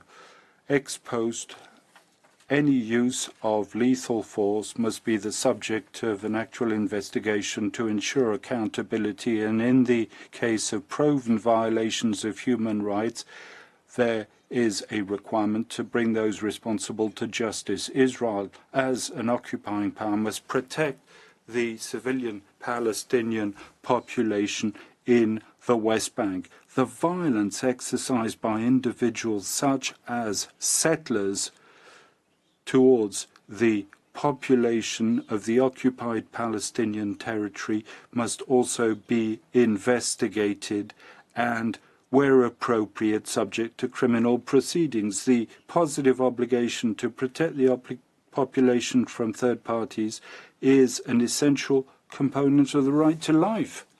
In conclusion, prolonged occupation may a priori give rise to tensions between maintaining the status quo, security of the occupier, and the well-being of the population.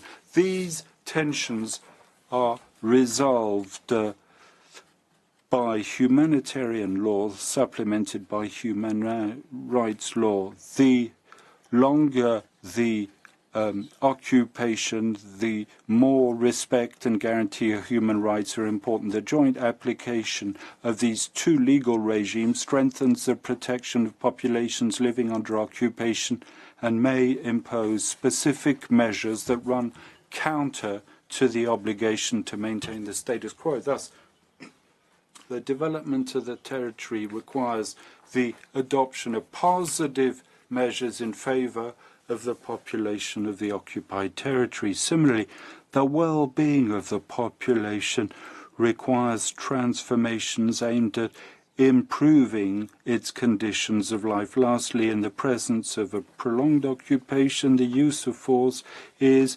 presumed to form part of law and order. All parties must prevent violence and the resurgence of hostility in order to guarantee a life as dignified and as normal as possible to the population. In this spirit, Israel and Palestine must cooperate and support one another mutually and not weaken one another or erode the authority of the other party. Mr. President, members of the court, this brings to an end the written submission of Switzerland. Thank you for your attention. Je remercie la délégation de la Suisse pour son I'd like to thank Switzerland for their exposé. Public to address the court and call His Excellency Mr. Ammar Al-Hassan to the podium.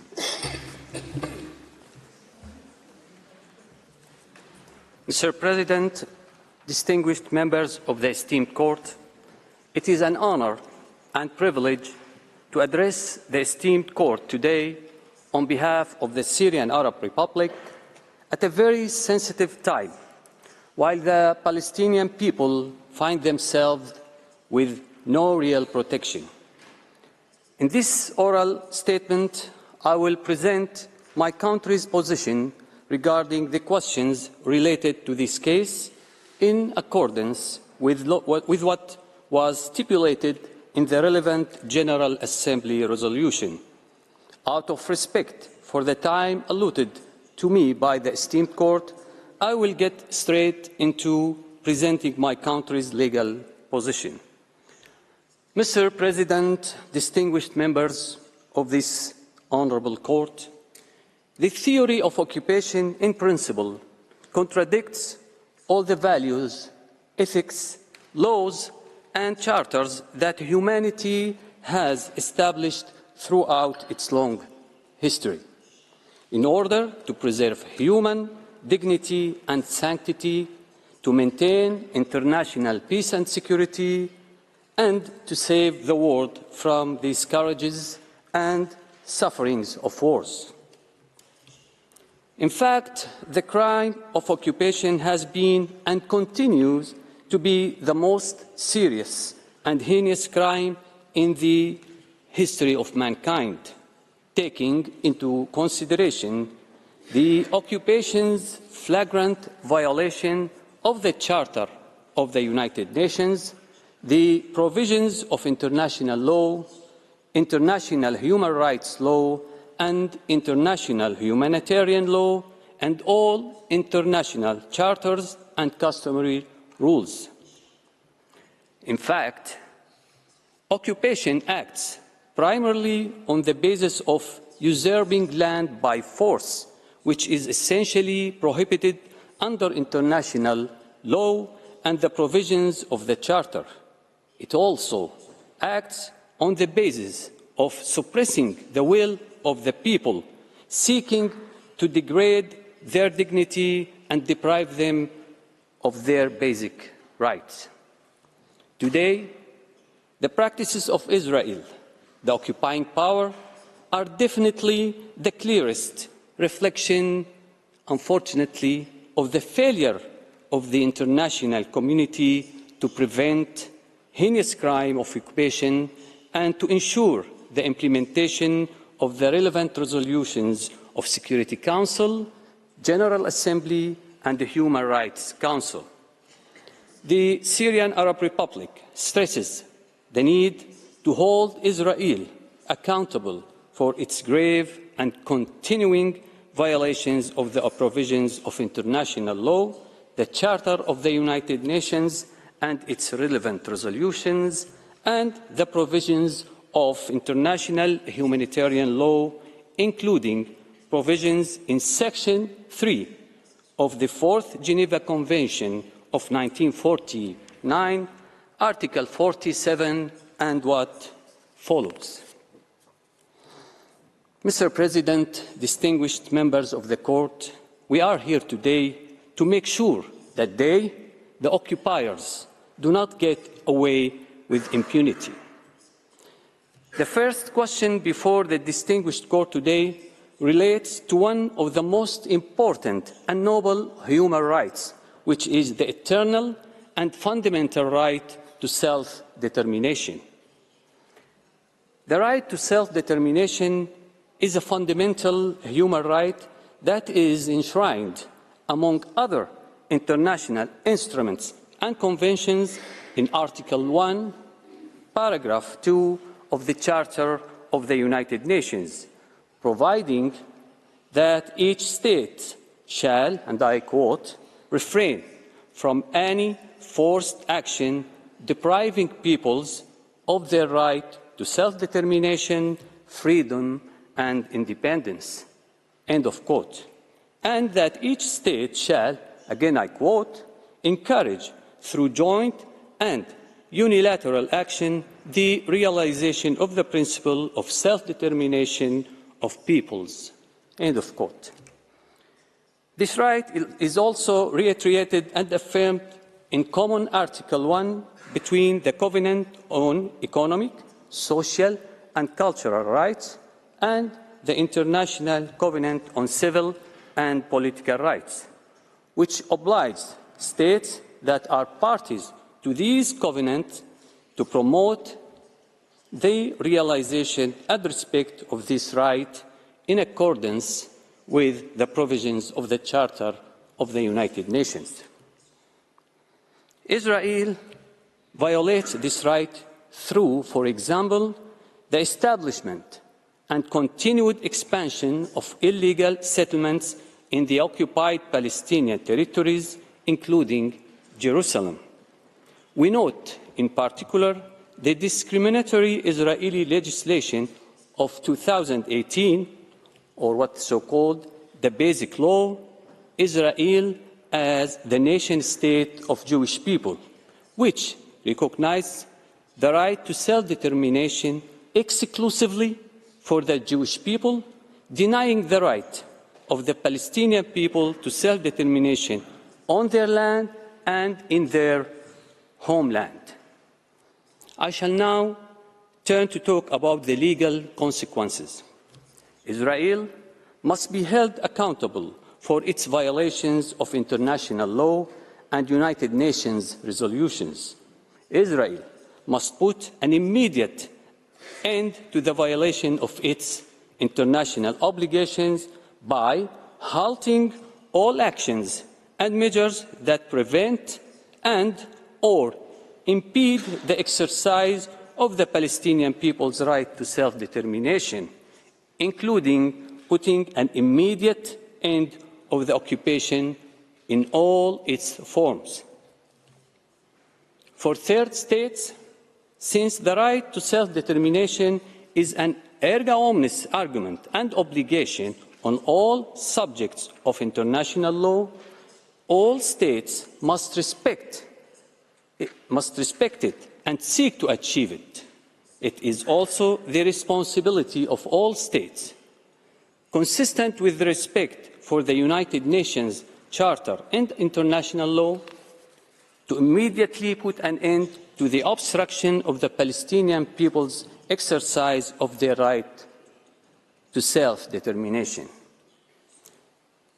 The United Nations, in particular the General Assembly and the Security Council, should consider the additional procedures and binding international legitimacy tools stipulated in the Charter that are required to put an immediate end to any obstruction preventing the Palestinian people from obtaining their right to self-determination, and to take the necessary measures in order to ensure the implementation of its relevant resolutions without any further delay.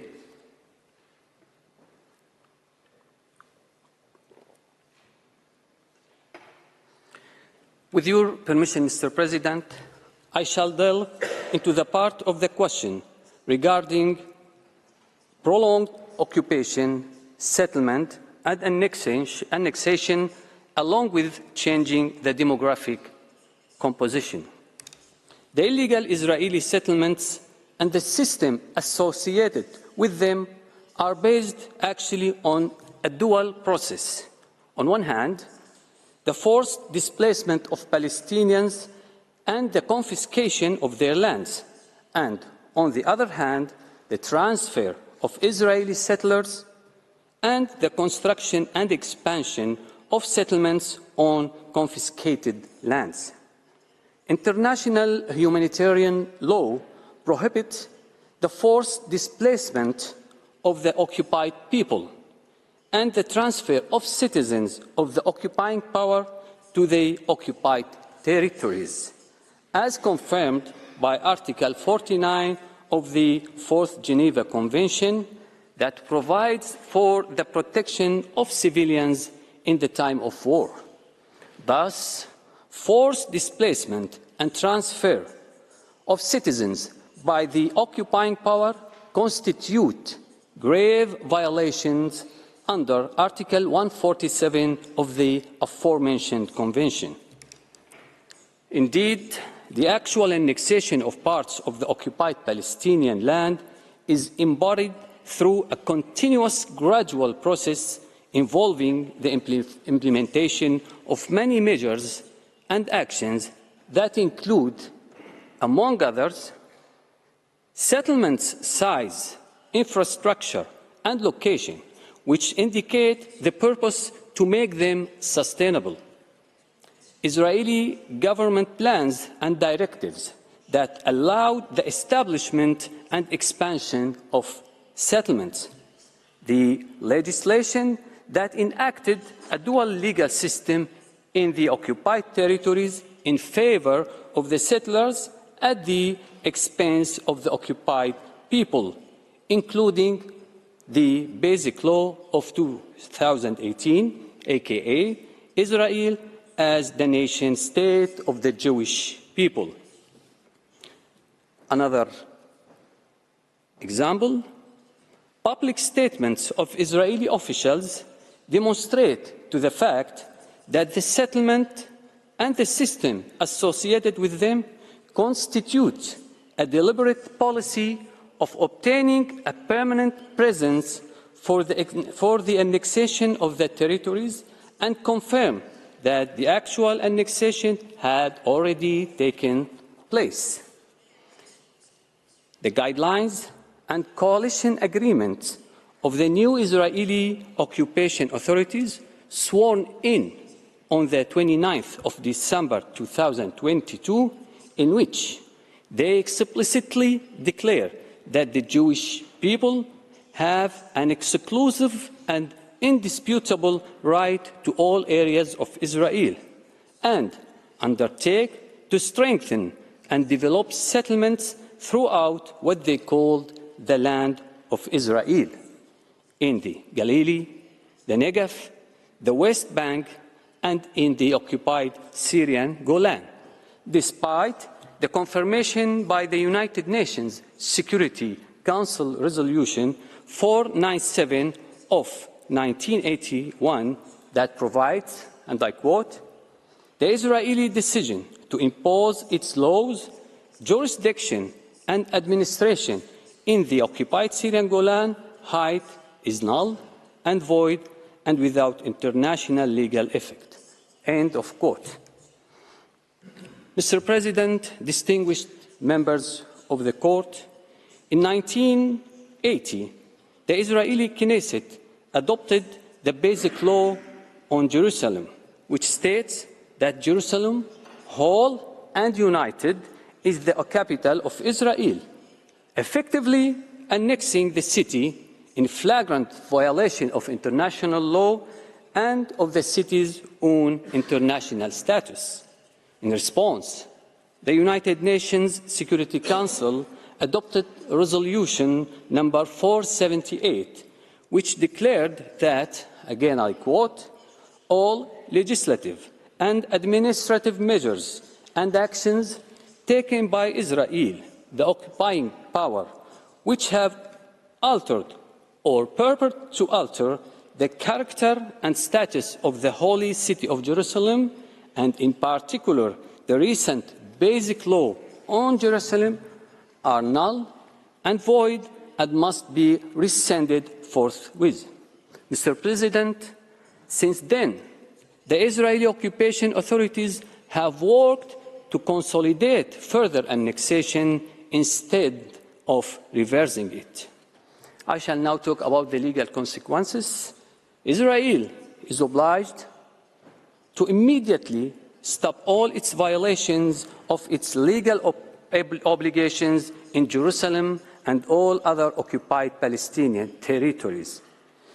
The cessation of such violations entails, inter alia, the dismantling of illegal structures, including settlements and the apartheid wall, the cancellation or deactivation of all legislative and regulatory acts adopted by Israel with the aim of building illegal settlements and normalizing said system. Also, Israel is obliged to make reparation for the damage caused to individuals concerned through restitution and compensation.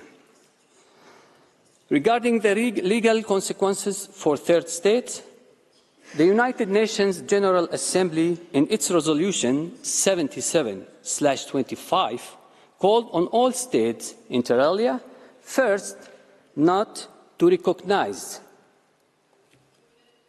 any alterations to the pre-1967 borders and to ensure that agreements with Israel do not imply recognition of Israeli sovereignty over the territories occupied by Israel in 1967. Second, not to provide aid or assistance to illegal settlement activities, specifically with settlements in the occupied Arab territories of Palestine and the Golan, in line with Security Council Resolution 465 of 1980. For the United Nations, the international organization, in particular the General Assembly and the Security Council, should consider the additional measures and binding international legitimacy tools stipulated in the Charter that are required to immediately end the illegal occupation and take the necessary measures to ensure the implementation of its relevant resolutions without any further delay. Your Honours, just as a reminder, today we are talking about a huge record of UN resolutions that Israel keeps violating. Actually, when it comes to the Arab-Israeli conflict, we are talking about 180 resolutions of the General Assembly and 227 resolutions of the Security Council. Mr. President, allow me now to move on to the part of the question regarding discriminatory legislations and measures. Since its inception, Israel has adopted various discriminatory legislations aimed to ensuring its control over the maximum geography with the minimum possible number of Palestinians. The United Nations Human Rights Council has described the Israeli discriminatory measures as, and I quote, a combination of movement restrictions consisting of the wall, checkpoints, a permit system that affects only the Palestinian population, and the application of a two-tier legal system that facilitated the establishment and consolidation of settlements and other violations and forms of institutional discrimination. End of quote. The United Nations General Assembly has always, and for many years, condemned in a large number of resolutions the discriminatory policies and practices of Israel, the occupying power, against the Palestinians as well as the Syrians in the occupied Syrian Arab Golan. These policies and practices include, according to these resolutions, killing and injuring civilians, arbitrary arrest and detention, in addition to forced displacement of civilians, transfer of settlers to the occupied Palestinian and Syrian territories, destruction and confiscation of civilian properties, and demolishing homes. Your Honors, in the devastated Gaza Strip, long before the 7th of October 2023, Israel practices racial discrimination towards the Palestinian population in the form of its ongoing blockade. The discriminatory nature of the blockade actually imposed on the Gaza Strip was recognized by the United Nations Committee on the Elimination of Racial Discrimination. This blockade was found to violate the Convention on the Elimination of Racial Discrimination. The actions of Israel are part of a large-scale, repressive, organized and systematic regime. Such actions have been identified as apartheid after thorough factual and legal examination by the UN Special Procedures and by various international organizations. Apartheid is most manifested in the occupied Palestinian territories, including Jerusalem, where illegally located settlers benefit from far-reaching privileges at the expense of the basic rights of the Palestinian people. For legal consequences, Israel is obliged to immediately repeal all legislations aimed at or leading to the maintenance and perpetuation of apartheid and racial discrimination against the Palestinian people. This includes the termination of its settlement activities, the cessation of all discriminatory policies and practices, along with due compensation to all those affected by these policies and practices, including Palestinian refugees.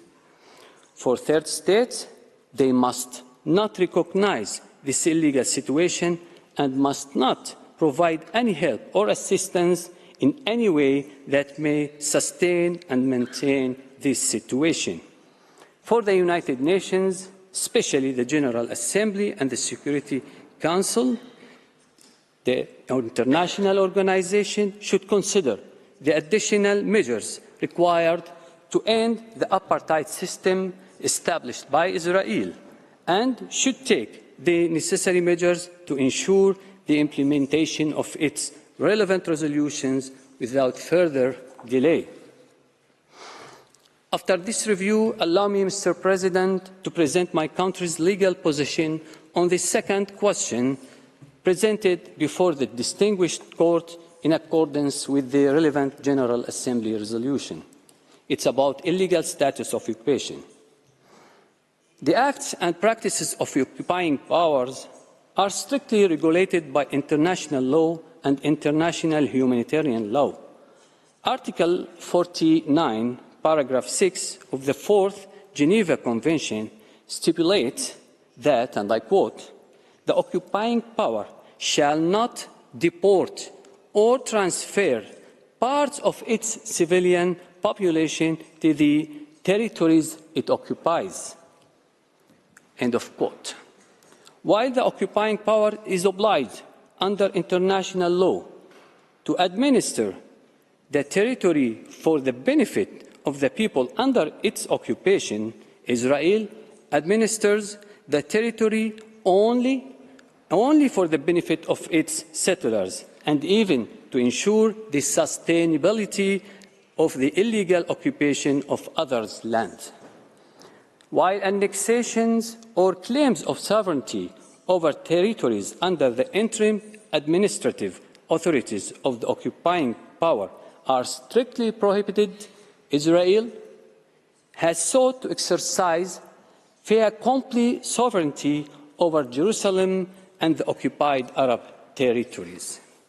Mr. President, members, distinguished members of this honourable court, we believe in the first place that the Israeli occupation in and of itself should be considered absolutely illegal, and that we should not be satisfied with only and merely describing its practices and policies. Allow me now to move to the legal consequences. The legal consequences constitute Israeli commitment to an immediate and unconditional end to its occupation of the Arab territories in Palestine and the rest of the occupied Arab territories, including the Syrian Arab Golan, in addition to providing compensation to all those affected. For third states, it is imperative to commit to support all efforts exerted to end the illegal occupation without delay, and to refrain from any actions that contribute to maintaining the illegal situation.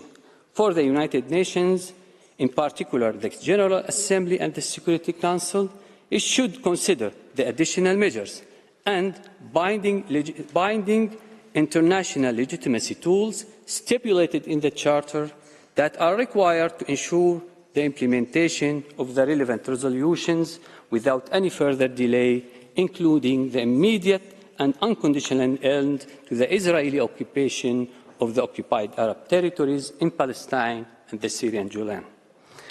The Honourable Judges, the Syrian Arab Republic affirms the principle that states shall not obtain legal rights from unilateral acts that do not comply with international law.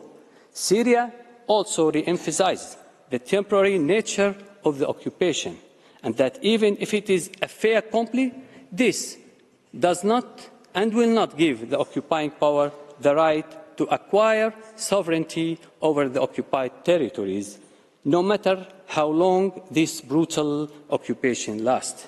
Syria reiterates that the stability of the Middle East and the credibility of the United Nations system, including the esteemed court, require taking measures to ensure the implementation of all relevant international resolutions to end the Israeli occupation of all occupied Arab territories in accordance with the relevant United Nations resolutions.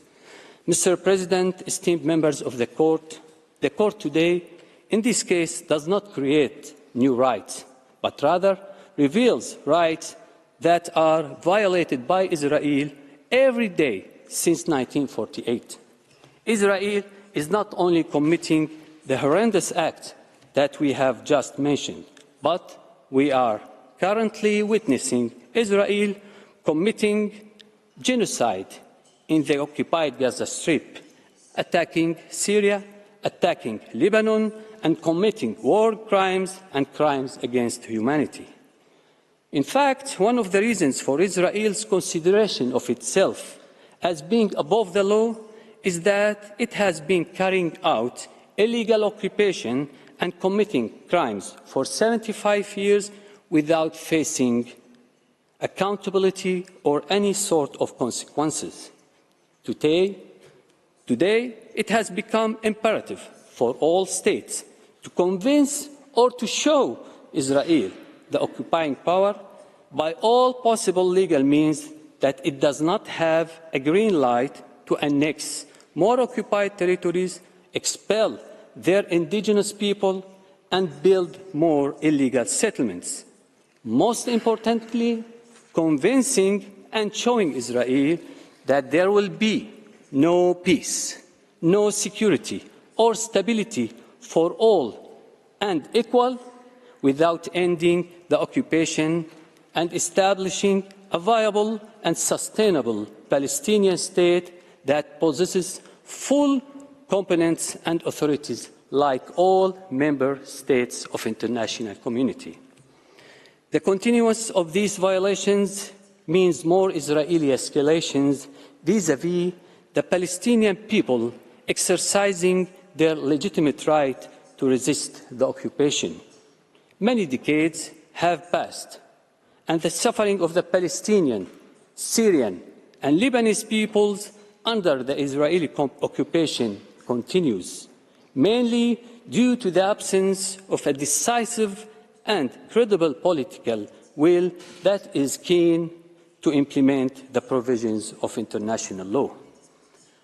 Your Honours, today, and for all these reasons, and for the sake of genuine peace and unshakable justice, we look forward to the role of jurists who took it upon themselves to equally uphold the provisions of the law in order to contribute to achieving peace and justice to those people suffering under the most violent, most tyrannous, and most oppressive form of occupation in the history of humanity. Thank you, Mr. President. Thank you, distinguished members of the Court. I thank the delegation of the Syrian Arab Republic for its presentation. I invite the next participating delegation, that's Tunisia, to address the Court and call Professor Slim Lagmani to the podium. You have the floor, sir. Monsieur le Président. Mr. President, distinguished members of the Court, it is an honour for me to appear before your esteemed Court to set out Tunisia's point of view on the request for the advisory opinion before you. This is a request for an opinion which deals with the oldest and most unbearable injustice, namely that of the Palestinian people. In December 2022, Tunisia voted in favour of Resolution 77247 because it was then and remains now convinced that an impartial and lucid legal opinion given in response to the questions posed by the General Assembly is necessary not only for the General Assembly and the United Nations, but even more so for the international community as a whole. Regarding questions relative to the jurisdiction and discretion, we are of the opinion that those arguments which led the Court in its advisory opinion on the legal consequences of the building of a wall in occupied Palestinian territory to conclude, I quote you, not only has the Court jurisdiction to give an opinion on the question posed to it by the General Assembly, but there is no compelling reason for the Court to use its discretion to not do so. End of quotation. We are of the opinion that these arguments are valid for the instant request for opinion. There is, however, a specific argument in favour of the eminently legal character of the questions put in the instant request, and they're worthy of development. The reference by the General Assembly successively to occupation, to colonisation, annexation, shows that it is the law which is at the centre of the questions asked. Indeed, given the policies and practices of Israel in the OPT, we need to respond to the next question. Can we still speak only of an occupation, understood as placing a territory under the authority of an enemy army? Don't you think that really today this is a euphemism? Hasn't Israel gone far further than just merely annexing de jure or de facto Palestinian territories by adopting laws and measures, discriminatory laws and measures, besieging Gaza since 2007 and conducting since 7 October 2023 a war of annihilation? Going further, in what legal category can Israel's illegal presence in Palestinian territory be placed? And like what some have claimed, the advisory opinion by the court answering this question would in no fashion be an obstacle to a negotiated political settlement of the Israeli-Palestinian conflict. Quite to the contrary, it's very useful to negotiations that negotiators be informed by an impartial third party on what they are legally entitled to demand and what they can or must renounce. But perhaps first we should look at what violations are in issue, and then we'll see subsequently what their legal consequences are. Mr. President, distinguished members of the Court, you have all the necessary elements establishing the continuing violation by violation of the right of the Palestinian people to self-determination, of the prohibition of aggression, the acquisition of territories by force, the serious and persistent violations of the human rights of Palestinians, and the intransgressible rules, that's your own words, of international humanitarian law. Amongst these elements, we shall refer specifically to those established by the decisions of the Security Council, which cannot be accused of bias against Israel, and by the Court, whose independence, in your opinion of 9 July 2004, is beyond doubt. Those principles and rules breached figure in the non-existent list of peremptory norms of general international law annexed by the International Law Commission to their draft conclusions relative to the determination and legal consequences of Just Kogan's norms. The Court, for its part, has characterized certain of the norms breached as Just Kogan's rules, as, for example, the prohibition for the interdiction of prohibition of torture, crimes constituting serious breaches of the Geneva Conventions of 1949, and others have been qualified as erga omnes rights or obligations, of cardinal principles, of intransgressible principles, of principles, essential principles of contemporary international law, or indeed rules dictated by elementary considerations of humanity.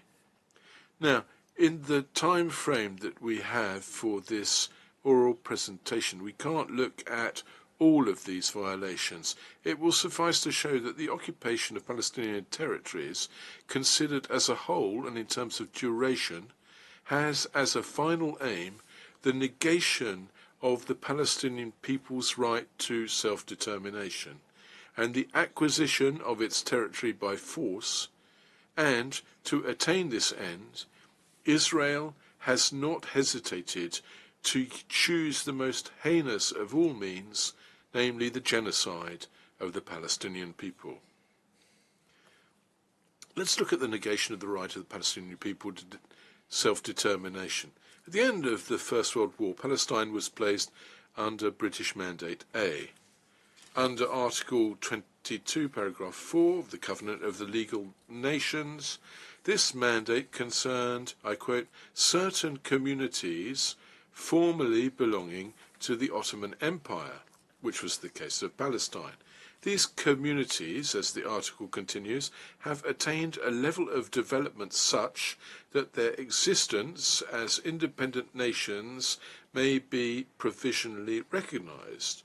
The League of Nations considered thus that Palestine was a nation, and that the mandate, when it expired, should have led to the definitive independence of Palestine, and this over the entire territory under the mandate. Now, throughout the mandate, the UK implemented the Balfour Declaration, part of the British mandate over Palestine. The declaration provided not for the creation of a Jewish state, but, I quote, for the establishment in Palestine of a national home for the Jews.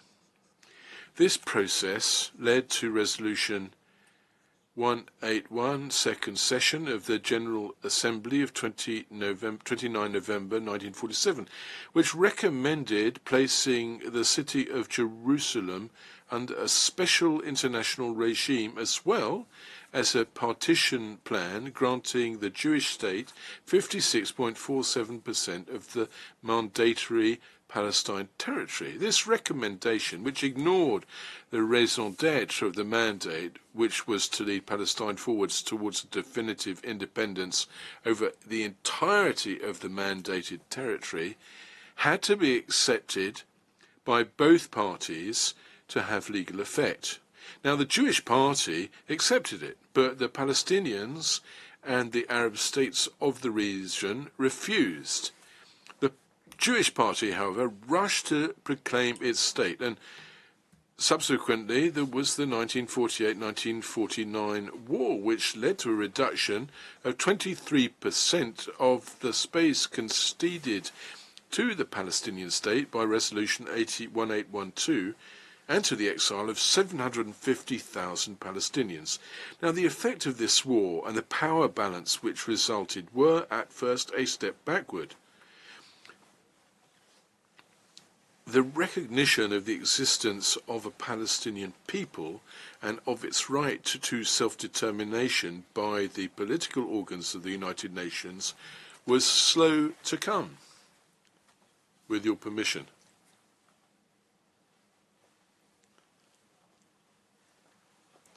To start with, the Palestinians were considered as refugees, and we had to wait until 10 December 1969 for the General Assembly to recognise the inalienable rights of the people of Palestine.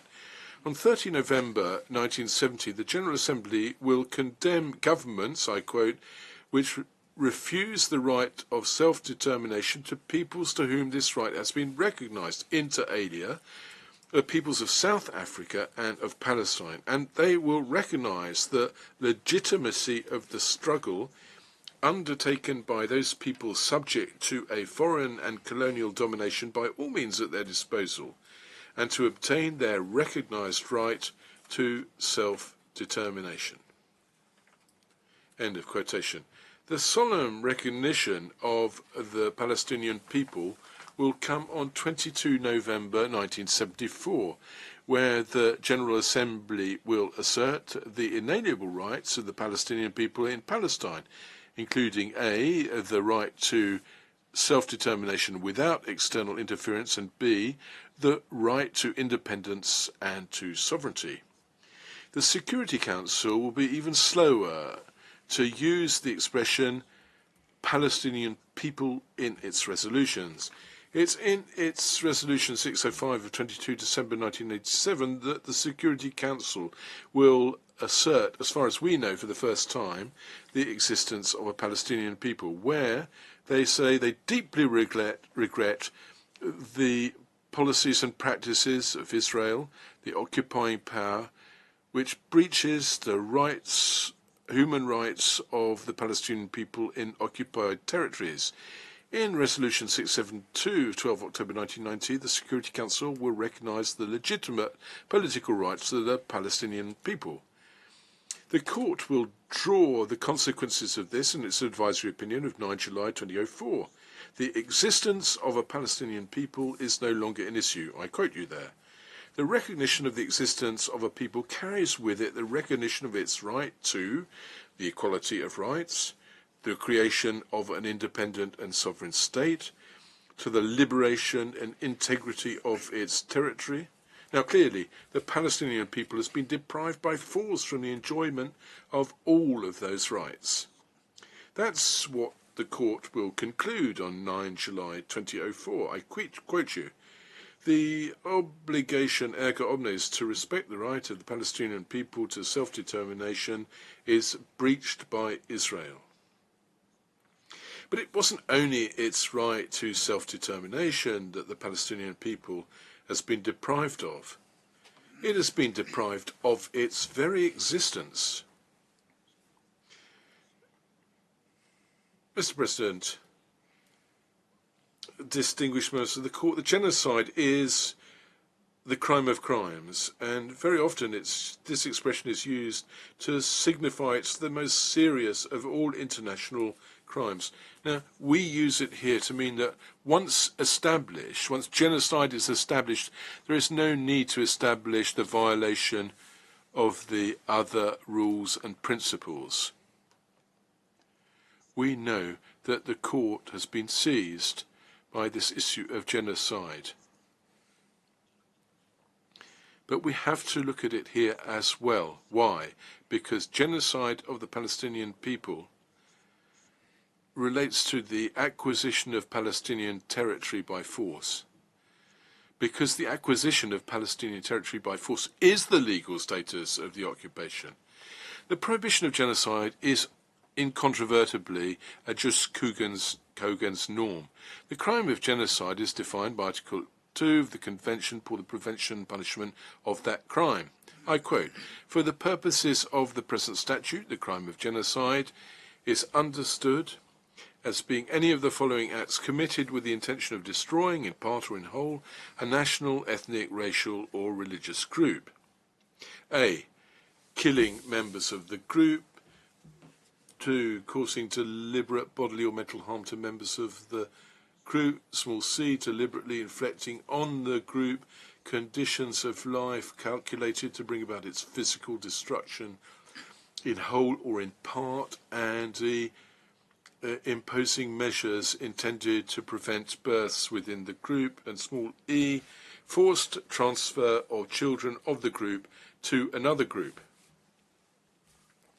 Now, there is no doubt whatsoever that the Palestinian people is a national group within the meaning of Article 2 of the Convention. How could they not be, since they are a people? And they are thus entitled to the right of self-determination. There is no doubt either that those acts mentioned under paras A, B, C, and D have taken place and are taking place right now. The whole world has borne witness to this and is witness to it right now. The war against Gaza, the fifth since 2007, the systematic violation and massive violation of the fundamental human rights and norms of international humanitarian law, which the court has deemed intransgressible. In this respect, it's worth pointing out that genocide does not suppose the extermination of all members of the protected group. The court considered in its judgment of 26 February 2007 that, I quote you, "Genocidal intent must be to destroy at least a substantial part of the group in question," end of citation. And in this regard, the court found in its order of 26 January 2024 that, I quote, "The Palestinians of the Gaza Strip form a substantial part of the protected group."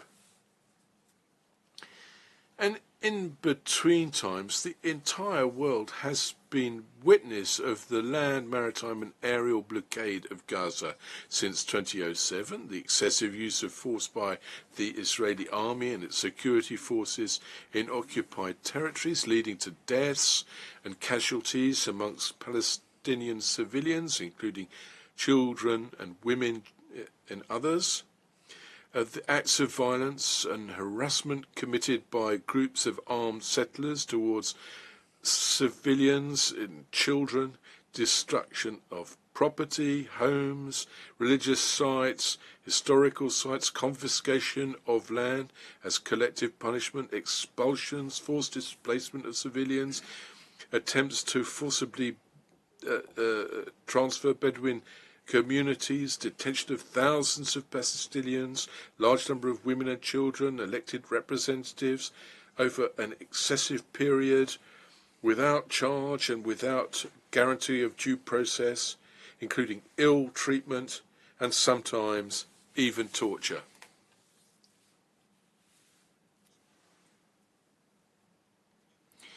There have been closing of certain areas, the placing of hundreds of obstacles to traffic, checkpoints, permit regimes impeding the freedom of movement of people and goods, inter alia medical and humanitarian, which is really important. But it's not enough just to establish this substantive element to prove genocide. The specificity of the crime of genocide resides in intent. Now, intent is always, difficult to prove, but such proof is not impossible if you can establish the existence of a genocidal policy. That means an option taken collectively or individually by the authorities who have the power to decide and carry out this plan aimed at destroying the Palestinians as a national group.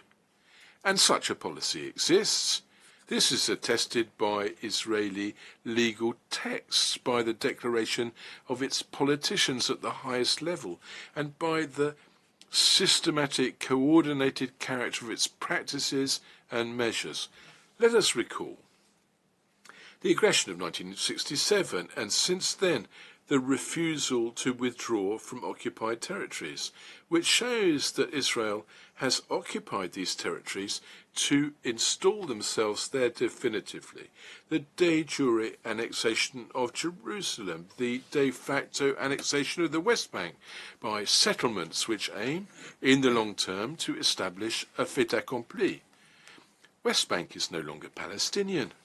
The basic law, my Syrian colleague referred to that. I quote here, Israel as the national state of the Jewish people, and in its first article defines the land of Israel as, I quote, the historic homeland of the Jewish people in which the state of Israel has been created. By thus referring with respect to this land, not to the international legality, but to a fable of identity, which includes all of mandated Palestine and more. The same article provides that the right to exercise national self-determination within the State of Israel is exclusively that of the Jewish people, giving thus a constitutional value to the very negation of the Palestinian people's right to self-determination. Let's also point out Article 7, which provides that the state considers the development of Jewish settlements as a national value and will act to encourage and promote their creation and reinforcement. Let us also recall the guiding principles of the coalition agreement of the current Israeli government, which was sworn in on 29 December 2022. The first of these principles expressly proclaims, I quote, that the Jewish people has an exclusive and unchallengeable right over all the areas, all the zones of the land of Israel, and engages the government to promote and develop settlements in all parts of the land of Israel, in Galilee, in Negev, in the Golan, in Judea, and in Samaria. End of citation. The 11th guiding principle asserts that the government will work to consolidate the status of Jerusalem. Let's also recall Israel's leaders' declarations, and we'll only cite two here just to give you a few examples. The first is that of Israel's Minister of Finance, dated 19 March 2023, last year. There are no Palestinians because there is not a Palestinian people. End of quotation. The second is the declaration of the Israeli Prime Minister. I quote him, "I will never compromise on the total control which Israel must maintain over security over all territory west of the River Jordan."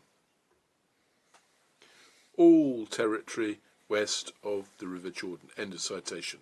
It is clear from these texts and declarations that Israel considers that all the territory of mandatory Palestine is its own, and that there is no Palestinian people.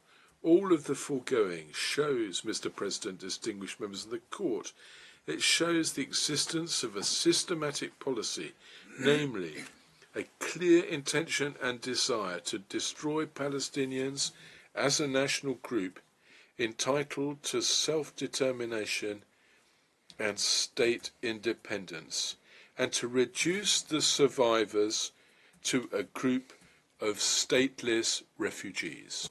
Let's turn now to the legal consequences that stem from these violations. They may be classified into two categories: the particular consequence of the serious violations of peremptory norms of general international law on the one hand, and the specific consequences of the violation of the prohibition of genocide on the other. The International Law Commission has ascribed specific consequences to the serious violations of Jos Kogen's norms and has defined what it understood by serious violation is grave. A violation if it denotes on the part of the responsible state a flagrant or systematic breach to the execution of this obligation, end of quote. The violation of Jos Kogen's norms committed by Israel are both flagrant and systematic. Flagrant is used to refer to what is obvious for all to see.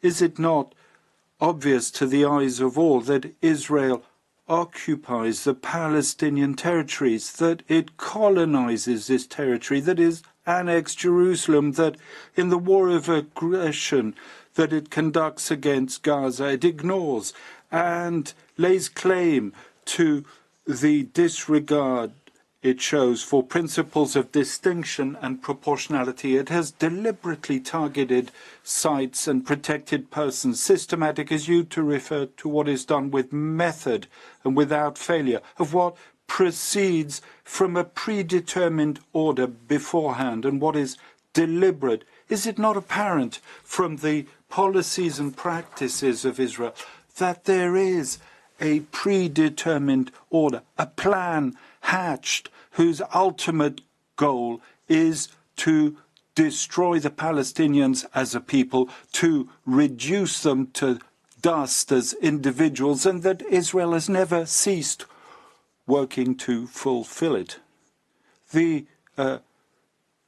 results of the grave violations of peremptory norms of general international law, the following consequences: the responsible state cannot rely on circumstances excluding responsibility. Israel cannot assert neither self-defense, nor force majeure, nor distress, nor a state of necessity to exclude its responsibility, nor is it entitled to turn to countermeasures. As regards the other states, Jos Kogen's norms create erga omnes obligations, in respect of which all states have a legal interest. In particular, all states have a duty to cooperate to end, through lawful means, violations committed by Israel. All states have the duty to recognize as unlawful the situations created by the OPT and to refrain from all acts that might constitute aid or assistance in this regard. All states, and not just the aggrieved states, are entitled to invoke the responsibility of Israel. They can demand that Israel ceases these violations and assurances and guarantees of non-repetition, as well as discharging the obligation of reparation. The violation of the prohibition of genocide carries all the specific consequences of the violations of the Jos Kogan's norms. It also carries specific consequences provided for by the Convention for the Prevention and Punishment of the Crime of Genocide, and the Rome Statute of the ICC for all states that are parties to it. These specific consequences are as follows. Firstly, establishment of universal jurisdiction in this regard. State parties must notably provide for effective criminal sanctions aimed at persons guilty of genocide or any of the other acts incriminated by Article 3 of the 1948 Convention. Next, the right for any party to the 1948 Convention to seize the competent organs of the United Nations organization so that they take the appropriate measures for the prevention and punishment of acts of genocide. Thirdly, the right for any party to the 1948 Convention to seize the court through a unilateral request of any dispute pertaining to the responsibility of Israel in respect of genocide or any one of the other acts set out in Article 3, and that's what the state of South Africa did. Fourthly, the right for any state party or for any state that has accepted the jurisdiction of the ICC in accordance with Article 12, Paragraph 3 of the Rome Statute to seize the court if it has serious reasons to believe that a crime of genocide has been committed in its territory. That's what the state of Palestine did. Lastly, the right for any state party to the Rome Statute to defer to the prosecutor of the ICC the situation in Palestine and to ask him to investigate the situation. And that's what, on 17 November 2023, 5 state parties did: South Africa, Bangladesh, Bolivia, Comoros, and Djibouti. We'll conclude our intervention by setting out the legal consequences that flow for the United Nations Organization of the legal status of occupation as we have determined it. In this regard, we can but paraphrase the consequences highlighted by your court in its opinion 2004. The Organization of the UN, specifically the GA and the UNSC, must examine what further measures might be taken to end the OPT and the serious and persistent violations of general peremptory law that are committed there. Mr. President, members of the court, I thank you for your attention. I thank the delegation of Tunisia for its statement, which brings us an end to this afternoon's sitting. The court will meet again on Monday, 26 February at 10 a.m. to hear Turkey, Zambia, the League of Arab States, the Organization of Islamic Cooperation, and the African Union. The sitting is adjourned.